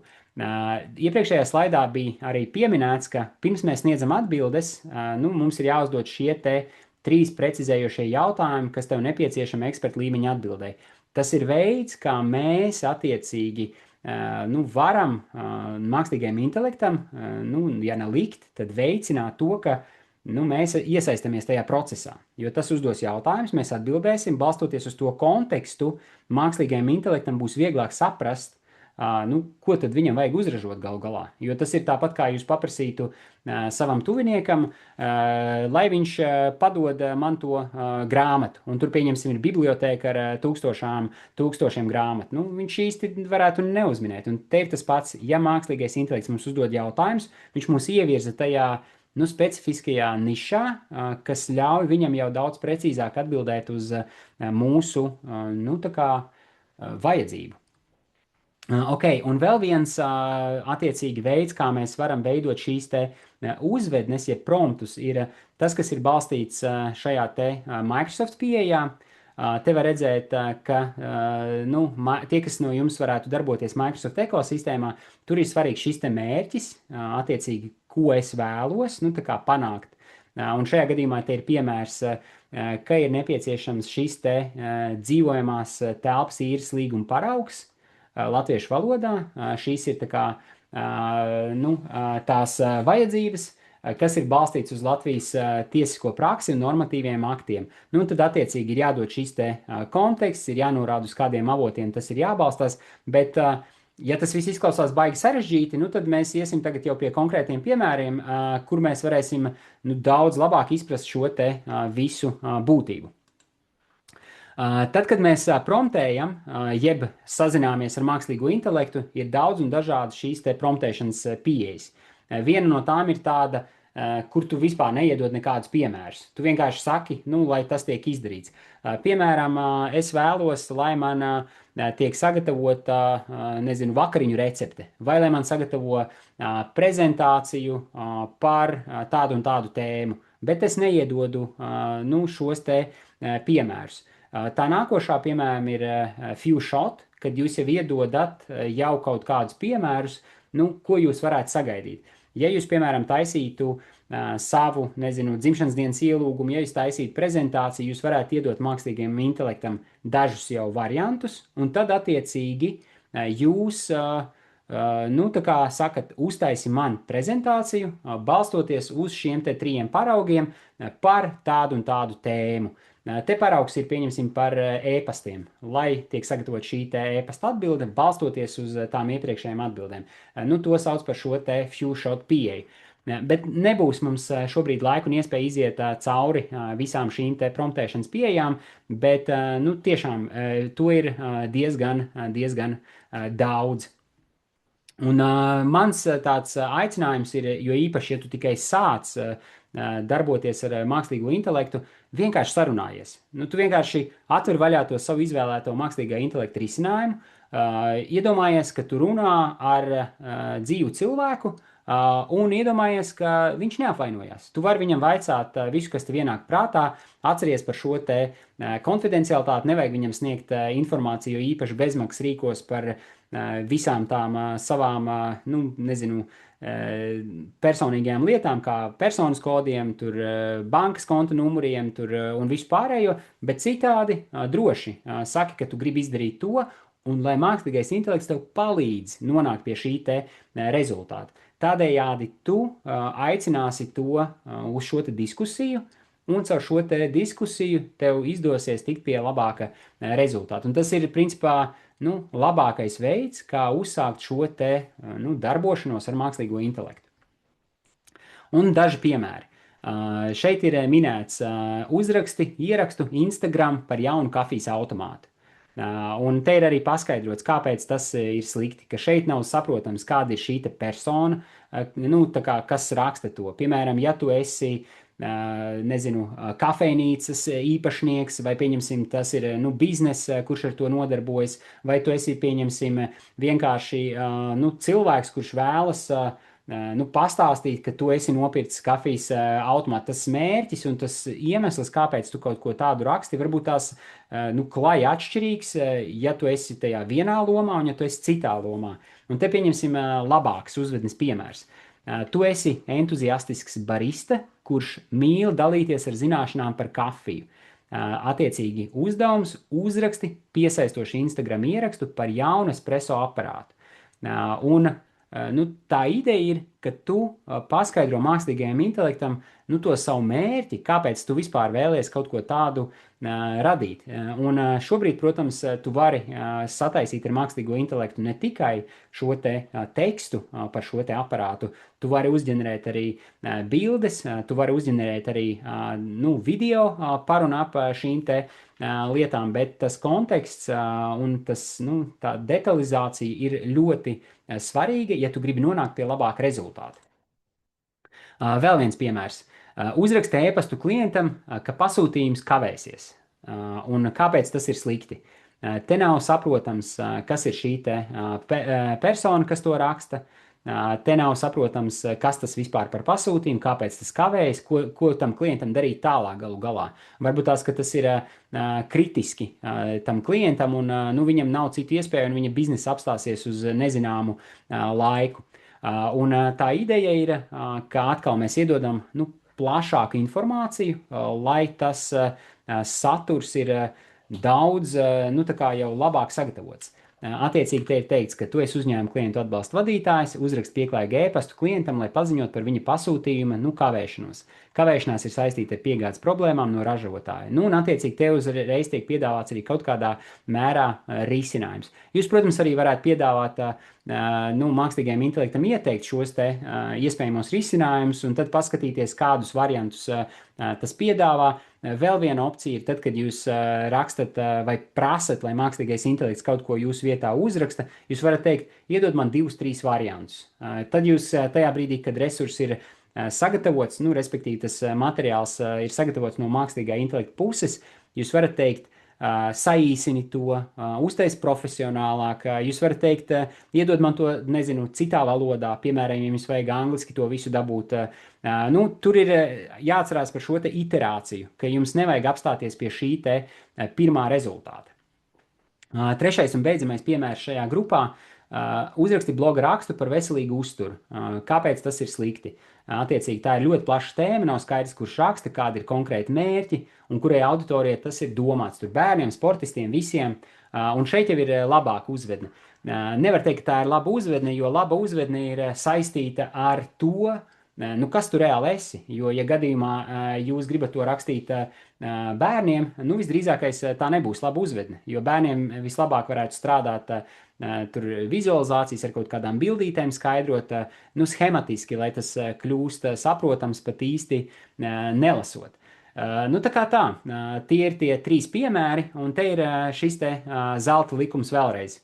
Mēs iedodam uzdevumu, mēs saņemam šo te melnrakstu, un no mākslīgā intelekta, nu, tas, kas tiek izspļauts ārā, nu, tas ir jāuztver kā melnraksts, jo tas nenozīmē, ka tam ir jābūt kā gala atbildē. Jūs varat pašam mākslīgajam intelektam teikt, uzlabo atkal un atkal, un pat tad, kad tas ir uzlabots, jūs varat un vajadzētu likt lietā arī savu kritisko domāšanu, tur, kur vajag, attiecīgi mēs pielabojam. Un būtiski ir atcerēties, ka mēs šajā te video principā runājam par šādu, nu, tā kā par mākslīgo intelektu tādā, nu, personīgā līmenī. Mēs nerunājam par to, kā mākslīgais intelekts var ietekmēt uzņēmumu, organizācijas darbu, jo tad, protams, tur nāktu klāt visi šie te aģentu risinājumi, un nu, tas paliktu vēl komplicētāk. Bet tad, kad jūs vēlties no tā izgūt sev labumu, arī tad jums ir jāatcerās, ka mākslīgā intelekta rezultāts ir melnraksts, kuru jūs varat un patiesībā, kuru ir ieteicams atkal un atkal uzlabot, līdz jūs saņemat nu, sev vajadzīgo rezultātu. Ok, un tāds filozofisks, bet arī praktisks jautājums, vai ir vērts vispār maksāt par mākslīgo intelektu? Nu, es uzdošu citādāk, vai ir vērts maksāt par Go3, vai ir vērts maksāt par Netflix, vai ir vērts maksāt par benzīnu? Nu, tas ir tā apmēram. Ja jūs gribat, nu, attiecīgi izmantot mākslīgo intelektu savām privātām vajadzībām, nezinu, rakstot vai veidojot skaistas bildītes, jūs gribat ik pa laikam uzrakstīt vai uzlabot paša gatavoto tekstu, ko jūs nosūtīsiet sev mīļajiem cilvēkiem, nu, lai tur nav, pieņemsim, dažādas šīs te gramatiskās kļūdas un tam līdzīgi, es teiktu, nē, nevajag, jo šobrīd tas piedāvājuma loks ir ļoti plašs un bagāts, jūs varat no lielākajiem spēlētājiem tikt pie mākslīgā intelekta risinājumiem, kas pilnībā, nu, apmierinās šo te jūsu bāzes vajadzību. Ja jūs gribat pētīt, kā labāk audzēt tomātus, ja jūs gribat pētīt arī, kā mākslīgais intelekts var jums uzlabot ikdienu, jūs tam varat izmantot mākslīgo intelektu. Tur nevajag par šīm te lietām maksāt. Bet, ja jūs gribat lietot mākslīgo intelektu jau tādā profesionālā, nu, ziņā, pieņemsim, gatavot prezentācijas, ja jums to vajag ikdienā, gatavojot ēpastus, un tur pieņemsim ir iekļaut šī konfidenciālā informācija. Ja jūs gribat uzticēt mākslīgajam intelektam arī sensitīvāku informāciju, kuru tie sola paturēt slepenībā, tajā brīdī, kad jums ir šīs te corporate, jeb korporatīvās licences, tad nāksies atvērt šo te maciņu. Un Sams Altmans, kas ir attiecīgi ChatGPT, jeb OpenAI vadītājs, viņš teica, ka principā cilvēkiem ir jārēķinās, ka par mākslīgo intelektu būs jāmaksā līdzīgi, kā mēs maksājam par elektrību. Un es tam pilnībā piekrītu. Es pats ikdienā lietoju vairākus rīkus, un tie man visi ir par maksu, jo es negribētu, piemēram, katru reizi mēģināt anonimizēt visus datus, ar kuriem es darbojos. Es negribētu tam visam tērēt tik daudz laika. Plus, vēl ir jāņem vērā fakts, ka, ja jūs izmantojat kaut ko bez maksas, tad jūs patiesībā esat daļa no šī te produkta. Jo ChatGPT kontekstā jūs varat izmantot to bez maksas vai maksāt tur tos $8, bet jārēķinās, ka jūs redzēsiet šīs te reklāmas, jārēķinās, ka šī informācija, ko jūs izmantojat, ja vien jūs to neatslēdzat iestatījumos, viņa tiek izmantota, lai trenētu šos te nākotnes modeļus. Tā kā, tā ir principā jūsu izvēle, bet viss atkarīgs no mērķa. Ja vajag pa vienkāršo, nav jāmaksā. Ja vajag kaut ko sarežģītāku, būs jāvar maciņš līdzīgi kā ar visiem citiem risinājumiem vai lietām, ko jūs ikdienā pērkat. Un tad, kuru praktikantu man nolikt? Tāds ir jautājums. Šo risinājumu ir daudz vairāk. Principā ir simtiem risinājumu. Katru dienu nāk klāt daudz un dažādi rīki, kas darbojās šajā te mākslīgā intelekta risinājuma pasaulē. Bet šie ir tādi kā universālie vai tie, par kuriem tiek runāts visvairāk un visskaļāk. Šeit ir pieminēti 5.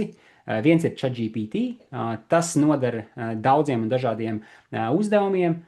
Tad ir šī otra lielā grupa, jeb karstais kartupelis, jo īpaši šobrīd ir Claude. Claudeam ir, atkal, viņi tur katru dienu nāk klajā ar jauniem paziņojumiem, ko tik viņi nav pievienojuši klāt. Un tas šobrīd ir attiecīgi viens no jaudīgākajiem risinājumiem. Tad ir attiecīgi šīs te pētniecības rīks, kas ir Perplexity. Tas ir tāds, kurš dod iespēju, kā jau te norādīts, veikt ļoti kvalitatīvas izpētes. Ja, pieņemsim, jūsu darba ikdiena ir saistīta ar šāda veida novirzienu. Un ir tādi rīki kā integrētie, bet tie integrētie varētu tikpat labi arī saukties kā savā būtībā universālie. Jo viens ir Gemini, tas ir Google grupas produkts, kuram arī ir bezmaksas šī te, ir iespēja izmantot to bez maksas, un ir arī šis te Microsoft 365 Copilot. Un integrēti viņi ir tam dēļ, ka gan Google, gan Microsoft kontekstā viņiem ir šī te visa ekosistēma. Google kontekstā viņiem ir šis te Google Workspace, kur mēs varam strādāt ar visiem docs, sheets, kur mums ir piekļuve e-pastiem, un Microsoft gadījumā ir tieši tas pats Word, Excel, PowerPoint, Outlooks. Tā ir daļa no šīs te ekosistēmas, kurā strādā šis te Microsoft Copilot risinājums. Būtiska nianse, ka Microsoft izmanto OpenAI, jeb ChatGPT savā Copilotā. To, ko mēs izmantojam ikdienā, bet tas izmanto ne tikai šo te OpenAI, bet viņam ir arī šis te daudzsievības modelis, kā mēs tur smējāmies ar vienu viedu cilvēku, ka viņi tostarp iekļauj Anthropic, jeb šī te Claude dažādos risinājumus, jeb modeļus. Tā kā viņiem nav izteikti sava šī te modeļa. Bet jebkurā gadījumā tā jūsu vajadzība ir par pamatu tam, lai izvēlētos, ko tieši ikdienā lietot. Un te var redzēt vairākas saites. Mēs aiziesim tūlītās uz vienu no tām, kur var apskatīt principā, kuri tad ir šie te jaudīgākie rīki šobrīd. Atvērsim vienu saiti, kas ir šīs te Artificial Analysis, un te var redzēt, tā ir mājaslapa, kurā tiek salīdzināti visi šie te modeļi, un tā informācija tur mainās principā nepārtraukti. Var redzēt, ka šobrīd visjaudīgākie ir tieši tas Claude Opus. Es jau teicu, ka tas ir tas, kas ir analītiskais, ir programmēšanas uzdevumiem, un ne tikai. Tas ir rīks, kuram tu vari uzticēt jau tādas nu, reālas darbības, ka viņš var izmantot arī tavu datoru, lai realizētu nu, noteiktus uzdevumus, ko tu tam uztici. Tad ir šis te Gemini, un tad attiecīgi ir šis te GPT-5.4, jeb OpenAI risinājums. Un tad nāk vēl citi risinājumi. Ja nemaldos, Kimi bija Ķīnas risinājums, bet tas nav tik būtiski, kam tas pieder. Un tā otra saite bija par to, kur var redzēt attiecīgi šo te sadalījumu, kur šie te modeļi ir visjaudīgākie. Šeit var redzēt, teksta ziņā ir šis te atkal Claude, kodēšanas ziņā atkal Claude, vision, jeb datorredzes kontekstā atkal visur principā parādās šis te Claude šobrīd. Tāpēc es arī teicu, ka tas ir šis te karstais kartupelis. Un bilžu rediģēšanas ziņā tas ir GPT, bet nu viņi visi ir tādi diezgan tuvi šie te modeļi. Un tās divas saites ir tur, kur jūs varat sekot līdzi, kurš tad ir jaudīgākais šajā brīdī. Bet, ja jūs esat tikai nu, šobrīd iesākat un sākat pamazām apgūt šo te mākslīgā intelekta vidi, es ticu, ka gan ChatGPT, gan tas pats Copilot bezmaksas vide, gan Gemini jums pilnībā būs ok. Un tagad neliela tabula, kurā ir apkopot šī te informācija. Te ir arī pieminēts Groks, jeb Ilona Maska mākslīgā intelekta risinājums, un te ir gan atstāta informācija angļu valodā, bet te var redzēt, ka ChatGPT, viņam ir pieejama versija, kas ir par šiem te 0 eiro, tāpat ir Gemini, tāpat tās ir arī Perplexity, Copilotam, Grokam gan šobrīd nav pieejama neviena bezmaksas opcija. Tā kā, ja jūs tikai sākat, tad droši varat izvēlēties, ar kuru darboties. Es droši vien ieteiktu vai nu sākt ar Gemini, vai nu ar ChatGPT. Tie būtu tie divi risinājumi, kuros ir nu, vērts ieguldīt savu laiku, ja jūs nu pat sākat. Ja jums ikdienā jāstrādā tik un tā Microsoft vidē, tad Copilot varētu jums likties tāds, nu tāda visdabiskākā izvēle. Ok, un tad vēl viens tāds aspekts, par ko vienmēr ir jāatcerās, ir šī te konteksta nozīme. Iedomājieties, kad jūs tiekaties ar savu draudzeni vai draugu, un viņš vienā brīdī runā par to, kā viņš vai viņa ceļoja kaut kur, un tad pēkšņi viņa sāk stāstīt par to, ko viņa vakardien redzēja. Un nu, kaut kādā brīdī jums var likties, tas bija tā kā ceļojumā, vai tas bija tur, un jūs tā kā mazliet sākat apjukt. Un līdzīgi ir arī mākslīgajam intelektam. Iepriekšējā saitē varēja redzēt, ka šeit ir pieminēts šis te konteksta loks. Un te ir minēts tur 128,000 tokenu, 200, 1 miljons līdz 2 miljoni un tam līdzīgi.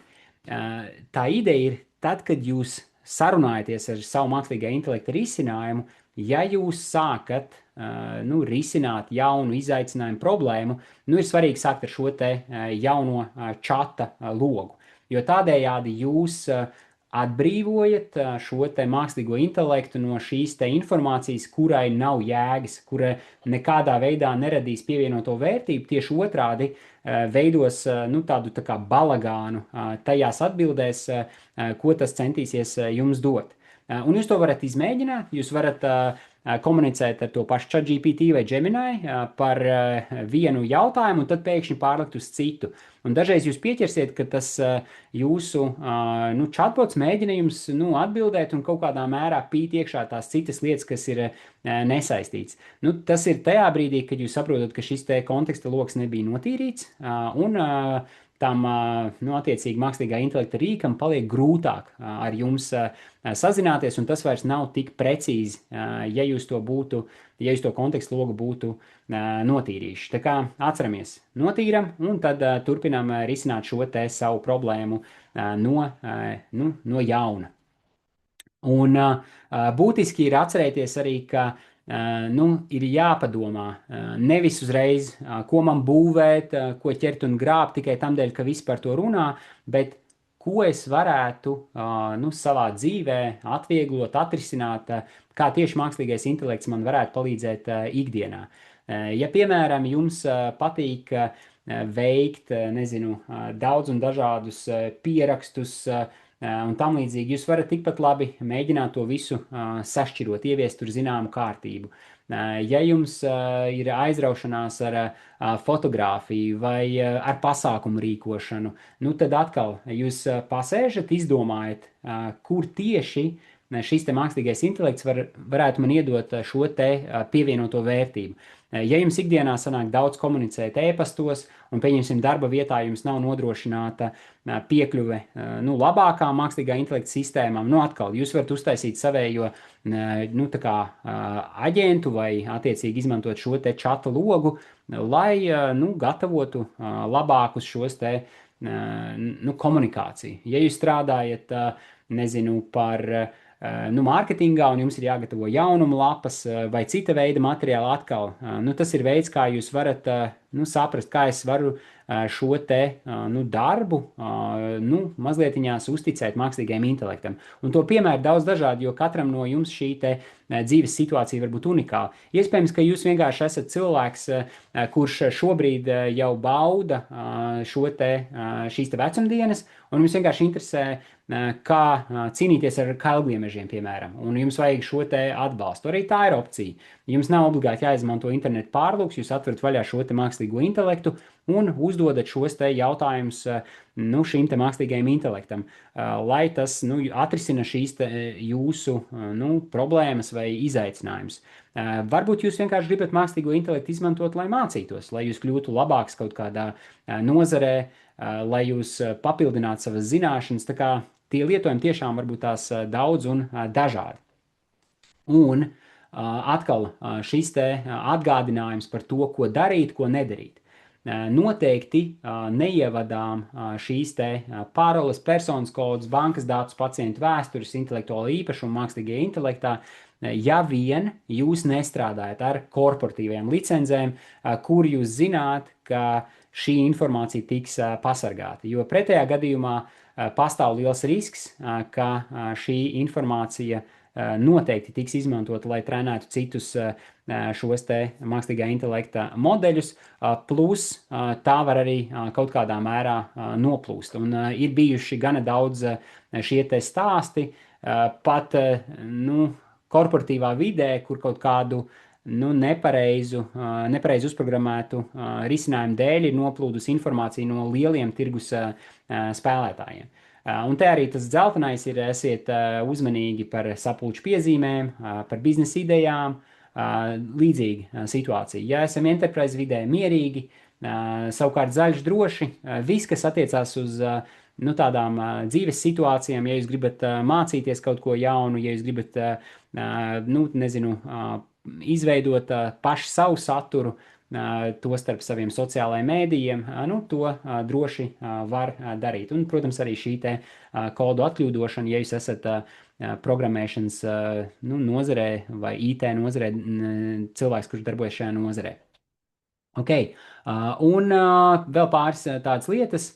Ja mēs tomēr ielādējam kaut kādus dokumentus, mēs vienmēr varam nodrošināt un paskatīties, lai šis te saturs ir anonimizēts, ka mēs izdzēšam šos te savus personas datus. Kā jau es teicu, es pats esmu mēģinājis jau sen ar savu medicīnas analīzēm, arī izmetam ārā visu lieko, jo ja mēs arī anonimizējam, tad mums ir jāsaprot, ka šobrīd mākslīgais intelekts diezgan labi spēj tā kā vilkt paralēles, un mēģināt viņš tāpat spēj izzināt informāciju, pat ja mēs mēģinām kaut kādā veidā, ļoti primitīvā veidā to anonimizēt. Ja mēs mēģinam spēlēties ar vairāk sensitīviem jautājumiem, atceramies, ka ir iespēja izmantot inkognito režīmu. Tas ir režīms, kurā jūs principā nedodat iespēju saglabāt šo te vēsturi atmiņas krātuvē.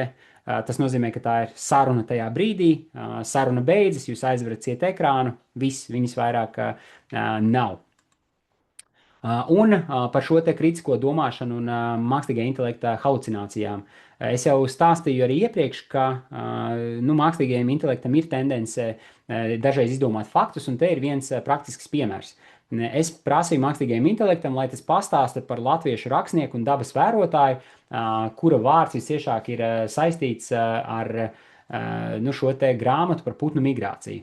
Un te var redzēt, ka Gemini šajā fast režīmā bija izdomājis, ka es esmu uzrakstījis grāmatu Ziemeļu gaiputni. Nonsens. Vispār nav nekāda saistība man ar putniem, ja neskaita, ka bērnībā bija jāaudzē zosis, cāļi un vēl vispārējais, bet neesmu es nekāds ornitologs.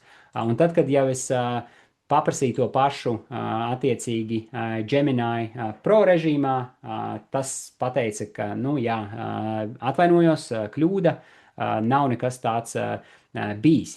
Un te uzreiz var redzēt ChatGPT bezmaksas versijā. Viņš uzreiz saka, kaut kas tur nav īsti, un arī Perplexity arī īsti nebūs.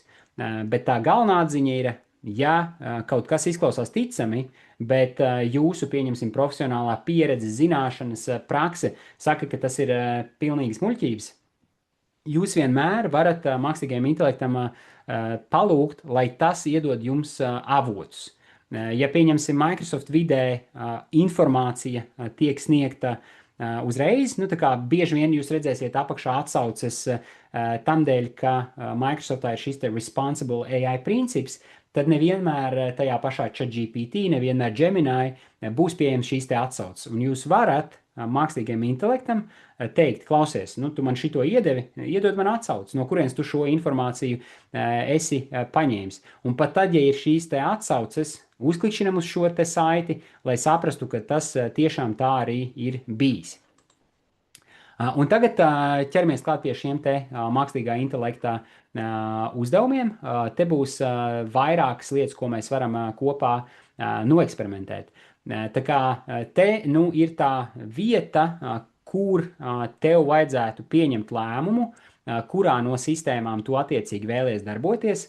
Vai tas ir, pieņemsim, ChatGPT bezmaksas versija, ja nav, tad tev nāksies aiziet un piereģistrēties. Vai tas ir, piemēram, attiecīgi Gemini, kur arī ir iespēja izmantot šo te mākslīgo intelektu bez maksas. Tikpat labi Copilot, tā ir vēl viena opcija. Ir arī, pieņemsim, Perplexity, kur tu vari tikt bez maksas. Tā kā tev nāksies šajā brīdī izvēlēties, un attiecīgi tur mēs pildīsim šos te uzdevumus. Pirmais būs tāds pavisam vienkāršs uzdevums. Mēs varam izmantot mākslīgo intelektu, lai apgūtu kaut ko jaunu. Un tas, ko es šobrīd darīšu, es izēju no programmēšanas, no prezentācijas režīma, es nokopēju šo te uzvedni, un tālāk es aizdošos uz nu, attiecīgi ChatGPT vai cita veida risinājumu. Es paņemšu ChatGPT, tas ir bezmaksas risinājums, kā var redzēt, man nav šeit maksas konta, to es agrāk kaut kad lietoju, bet tagad nav vajadzības, jo ir citi risinājumi, ko lietoju. Ok, super, es vienkārši atveru vaļā šo te new chat, jeb jaunu tērzēšanu, varu izdzēst to, un es teikšu, ka es gribu apgūt tēmu, piemēram, kā audzēt tomātus, jo tuvojās pavasaris un tomātu stādīšanas laiks. Skatīsimies, ko man attiecīgi sistēma piedāvās.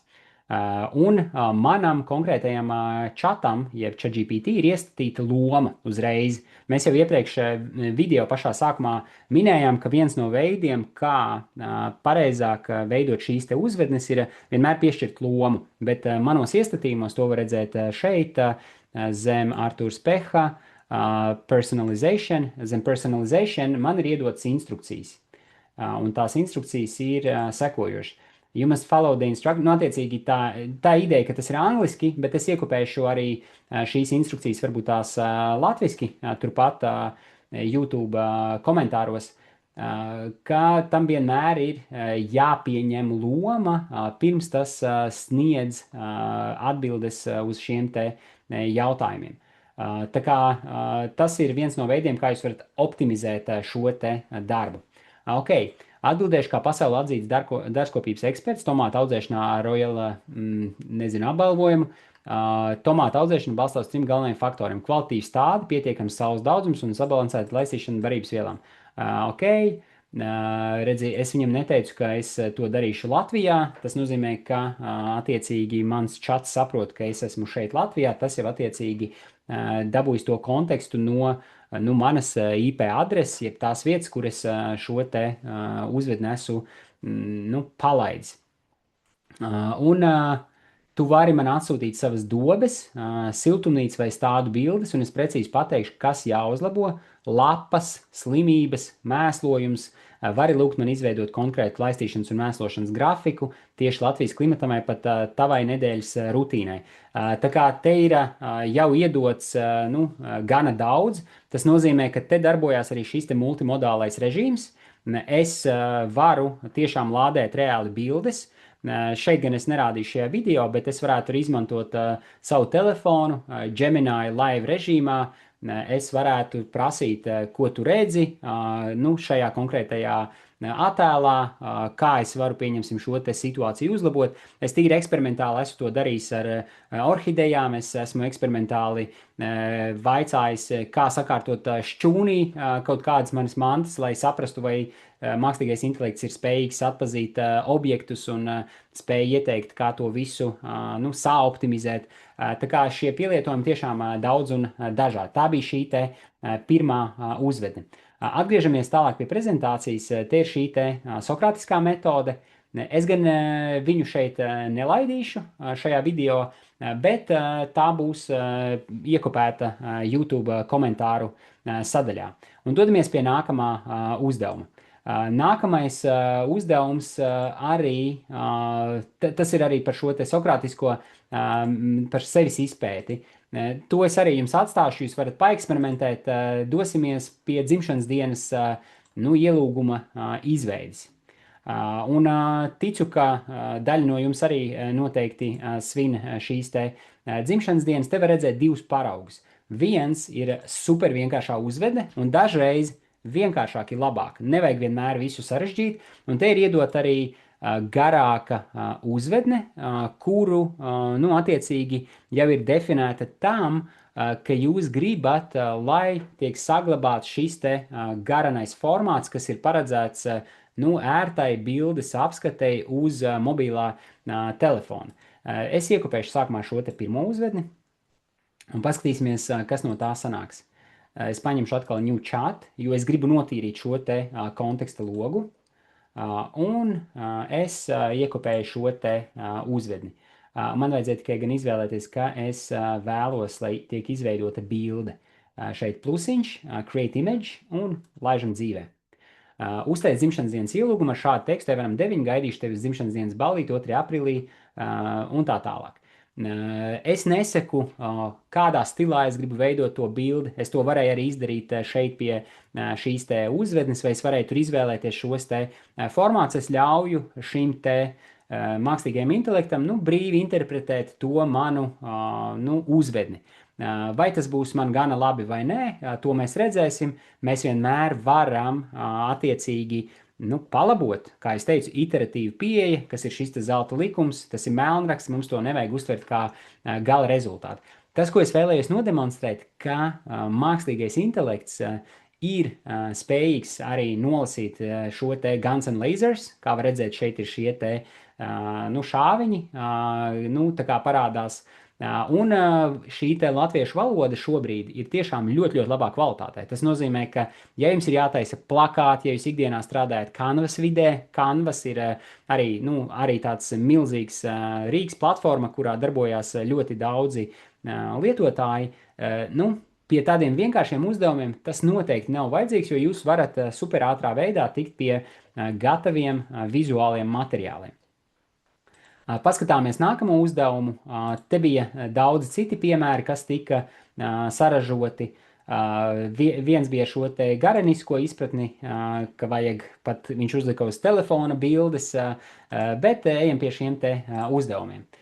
Uzdevums būs pavisam vienkārši. Man ir šī bilde, un es gribu nodemonstrēt, kā mākslīgais intelekts spēj darboties šajā multimodālajā režīmā. Multimodāls nozīmē, ka jūs varat caur balsi, jūs varat caur bildi, jūs varat caur tekstu, jūs varat dažādi komunicēt ar šo te mākslīgo intelektu. Es paņemu šo bildi, nokopēju, Ctrl+C, un es tālāk aizēju atkal uz jaunu čatu un saku, lai tas man uztaisa, iedod idejas, ko es darīšu citādāk. Es ar balsi ievadīšu. Iedod idejas, ko no tā var pagatavot. Ne līdz galam te izlasījās. Es ticu, ka tas ir saistīts ar to, ka man šobrīd viss ir iestatīts angļu valodā, bet es varu mazlietiņās palabot, ko no tā pagatavot. Nenostrādāju, bet līdzīgi ir arī, pieņemsim, Microsoft Copilotā, ja ir iestatīta angļu valoda un tu mēģini diktēt latviski, tad nelīdz galam nostrādā. Bet skatāmies, kas mums te sanāks. Atbildēšu, kā pasaulē atzīts uzturu un ātro recepšu eksperts ar Michelin pieredzi mājas virtuvēs. Atkal, es nedevu savam mākslīgajam intelektam šo te lomu. Šī mana galvenā uzvedņa iestatījumos definē to, ka tas vienmēr pieņem lomu, balstoties uz manu šo te pieprasījumu. Un tas ir tāds savā ziņā kā saīsne, jeb shortcuts, kā jūs varat vienmēr piešķirt šo te lomu, pat to nedarot. Un te ir iedot šīs te receptes. Vienkārša burkānu zupa. Kaut kā tā. Tas ir atkal, lai parādītu šo te multimodālo režīmu. Nākamais uzdevums bija, ka mēs varam uztaisīt šo te dziesmu Suno platformā. Tas, kas notiek, mēs varam vaļā šo te Suno platformu, un mēs varam aiziet uz, es aiziešu uz Gmailu savēju, jo caur Gmail man jāreģistrējās ir, tā skatāmies, jo te es esmu jau iereģistrējies šajā te platformā. Suno. Un attiecīgi mēs varam paskatīties Home. Home vietā ir zem Create, jūs atradīsiet iespēju zem Lyrics ģenerēt šos te,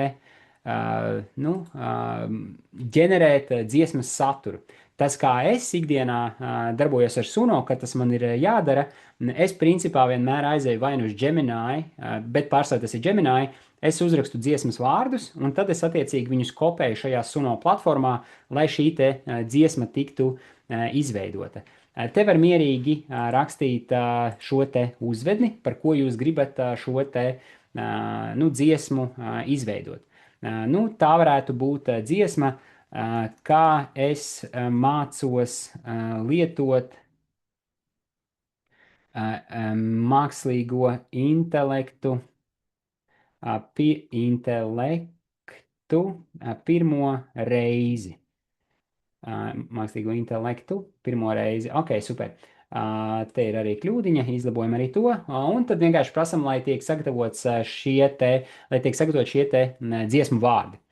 Te būs divi varianti, tiks uzģenerēti, un es varu izvēlēties, kur no tiem ņemt. Attiecīgi pirmais solis, atveru logu, skatos ekrānā, pirksti mazliet trīc, bet sirds ir klāt, rakstu pirmo frāzi lēnām un gaidu, ko tas man atbildēs šovakar. Es prasu, kā sākt, un redzu, ka viss nav tik grūti. Tas nav atkal tik būtiski, kādi šie vārdi šeit ir, jo mēs vienmēr varam to arī veidot caur šo te citu platformu, papildināt viņus un tam līdzīgi. Es izvēlēšos vienkārši select this option, un tālāk man šeit būtu jāizvēlās šie te stili. Ja mēs gribam izmantot Suno jau tādā profesionālākā līmenī, tad, protams, šeit ir arī šis te maksas plāns, bet tādā ļoti jestrā, vienkāršā veidā mēs varam veidot dziesmas, kā tādus individuālus vēstījumus tiešām sev mīļajiem cilvēkiem. Man ir izdevies pārsteigt nereizi vien kaut kādus sev tuvos cilvēkus ar forši izveidotām dziesmām, kas tiešām ir tāds ļoti personisks savā būtībā dāvinājums. Un tad, attiecīgi, mēs izvēlamies šos te stilus. Mēs varam izmantot šo te Magic Wand, kas nu, piedāvās šos te dažādos nu, stila paveidus, kas tiks atveidoti šajā dziesmā. Un tad mēs vienkārši klikšķinām Create. Tas aizņem kādu laiku, kamēr šī dziesma taps. Paralēli izveidojās, kā var redzēt, uzreiz 4 varianti. Viens ir, 2 no tiem ir šajā maksas versijā, kur vajag papildināt to, un 2 ir tādā nu, bezmaksas variantā. Un mēs varam paskatīties, kas tur sanāca, uzklikšķinot uz Play.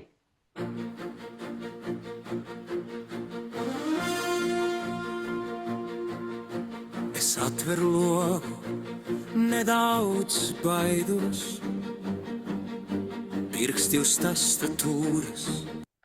Es iemetīšu šo te saiti arī video apakšā, lai jūs varat redzēt, kas tur sanāca, ja gribas dzirdēt šo te dziesmu pilnībā.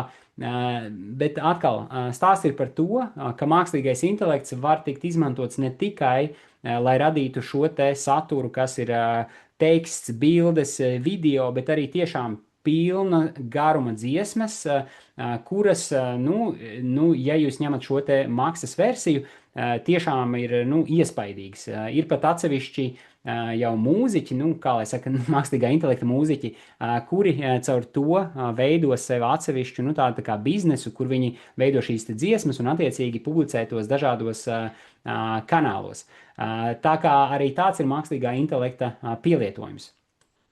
Un te ir vēl vesela čupa ar lietām, ko varētu darīt ar mākslīgo intelektu. Es šajā gadījumā paņemšu no šī tikai nu, vienu. Paņemsim šo te izskaidro likumu vienkāršā valodā. Es aiziešu uz mājaslapu, atvēršu vaļā likumi LV. Šobrīd dodos uz likumi LV. Klikšķināšu likumi LV. Un es gribu atrast vienalga, pieņemsim, grozījumu krimināla likumā. Ja? Viens ir, ka es varētu doties uz ChatGPT atkal, vai es varētu doties uz Gemini, bet ir arī cita opcija. Man šeit ir iestatīts Copilots, redz, kur labējā augšējā stūrī. Es varu klikšķināt Copilot. Tālāk es varu rakstīt, lai tas man izskaidro likumu vienkāršā valodā. Ja? Tūlītās. Izskaidro likumu, lūdzu, ātrāk, jā. Izskaidro likumu vienkāršā valodā 5 teikumos. Skatāmies, es te uzrakstīju ar kļūdām, bet tai nebūtu jābūt problēmai, un mākslīgais intelekts mani sapratīs. Tātad šie krimināla likuma grozījumi paredz stingrākus un skaidrākus sodus par vairākiem smagiem noziegumiem.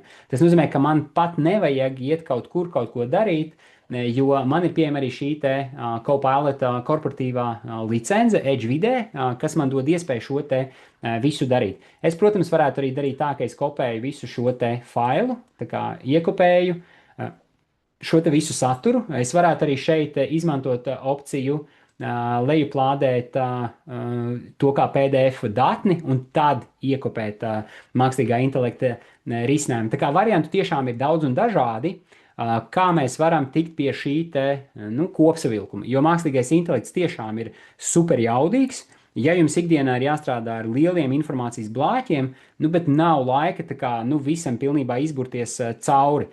Un te nav runa par kaut kādā veidā krāpšanos, bet pieņemsim, ja jums ikdienā ir jāstrādā ar projektu pieteikumiem, jūs gribat saprast, vai ir vērts ieguldīt savu laiku, ja, pieņemsim, jūsu organizācija jau neatbilst prasībām. Vai, piemēram, jūs gribat startēt iepirkumos, un jūs gribat saprast, vai atkal jūsu organizācija atbilst šīm te nu, iepirkuma procedūrā izvirzītajām prasībām. Nu, nevajag sēdēt un tērēt laiku, lai lasītu visu. Jūs varat vienkārši palūgt, lai mākslīgais intelekts apkopo, kādas ir šīs te attiecīgi specifiskās prasības, jeb ierobežojumi, nu, kas ļauj jums kvalificēties šim te konkrētajam iepirkumam. Un te ir vēl vesela čupa ar šiem te piemēriem minēti. Tos gan mēs neizskatīsim vairāk, Te ir pieņemsim uzģenerē 10 pilnīgi atšķirīgas idejas par mana biznesa popularizēšanu, ignorē visus ierobežojumus, meklē neparastas pārsteidzošas idejas, un tālāk mēs varam no šīm te 10 idejām izvēlēties to, kura mums patīk visvairāk un pateikt, tev ir budžets, laiks 2 nedēļas, sagatavo man nu, tā kā mārketinga plānu, idejas, kā es varētu virzīties ar šīs te idejas attīstību. Un beidzamajā grupā te es esmu sarakstījis sagatavo prezentāciju Gamma, Copilot, Gemini, jo šajos rīkos var gatavot prezentācijas. Copilot vidē gan ir, nu, tur būs vai no šī te pilnā licence vai nepilnā licence, kas ir vajadzīga. Gamma ir tāds risinājums, kur var veidot arī šīs te prezentācijas. Gamma app, te ir iespēja tātad veidot šīs te prezentācijas. Nu, šeit pieņemsim, ir veidots par Maslow laikam es kaut ko biju veidojis. Svarīgi kā cilvēkam vērtības laikā, ok, jā, te bija kaut kāds paraugs veidots kaut kam. Nu, tā apmēram. Tā kā ar gāmu arī noteikti var veidot šīs te prezentācijas. Un, protams, jūs varat izmantot šo te mākslīgo intelektu, lai uzlabotu savu CV. Jūs varat izmantot rīku Notebook LM, lai veidotu informācijas apkopojums, kā podkāstus to starp. Un arī šajā prezentācijā es izmantoju Notebook LM, piemēram, tur, kur tika veidotas šīs te vizualizācijas, lai caur šādiem jau, nu, vizuāli skaistākiem informācijas apkopojumiem jums būtu lielāka skaidrība, ko tad īsti mākslīgais intelekts var izdarīt vai nevar izdarīt. Nu, kaut kā tā. Un tas kopsavilkums, protams, ir, ka nu, mākslīgais intelekts ir šeit, un tas ir uz palikšanu. Tā kā jo ātrāk jūs sāksiet to apgūt, jo labāk. Un es ceru, ka šie te, nu, tādi pirmie piemēri, tas pirmais impulss, ko jūs varējāt gūt no šīs te prezentācijas, būs pietiekami iedrošinoši, lai jūs arī turpmāk mēģinātu eksperimentēt. Ir tāda ideja, jeb pieeja, nu, ka jāmēģina katru dienu būt par 1% labākam nekā iepriekšējā dienā. Un ja jūs sākat šodien, tagad, tad jūs varat nākošajā dienā, nu, iet mazliet tālāk, paskatīties, ko vēl mākslīgais intelekts var jums, nu, kā tas var jums palīdzēt ikdienā. Nu, tad jūs pēc 30 dienām jau, nu, reāli vairs nespēsiet sevi atpazīt, nespēsiet atpazīt savu ikdienu. Tikai vienmēr atceramies, ka nu, mākslīgais intelekts nu, nav paredzēts tam, lai atņemtu jums šīs te intelektuālās prasmes pēc būtības. Jums ir jāuztver to kā sabiedroto, bet jums ir nu, vienmēr jāizturās diezgan kritiski pret gan to rezultātu, kas tur top, gan arī jāatcerās, ka nu, jāstrādā pie tā, lai jūs tam nu, neatdotu šo te visu kognitīvo slodzi un tādējādi nu, paši nu, paliktu nu, savā ziņā mazliet mazāk intelektuāli spējīgāk. Tā kā darbojamies, strādājam un ceru, ka tas likās jums noderīgi. Atā!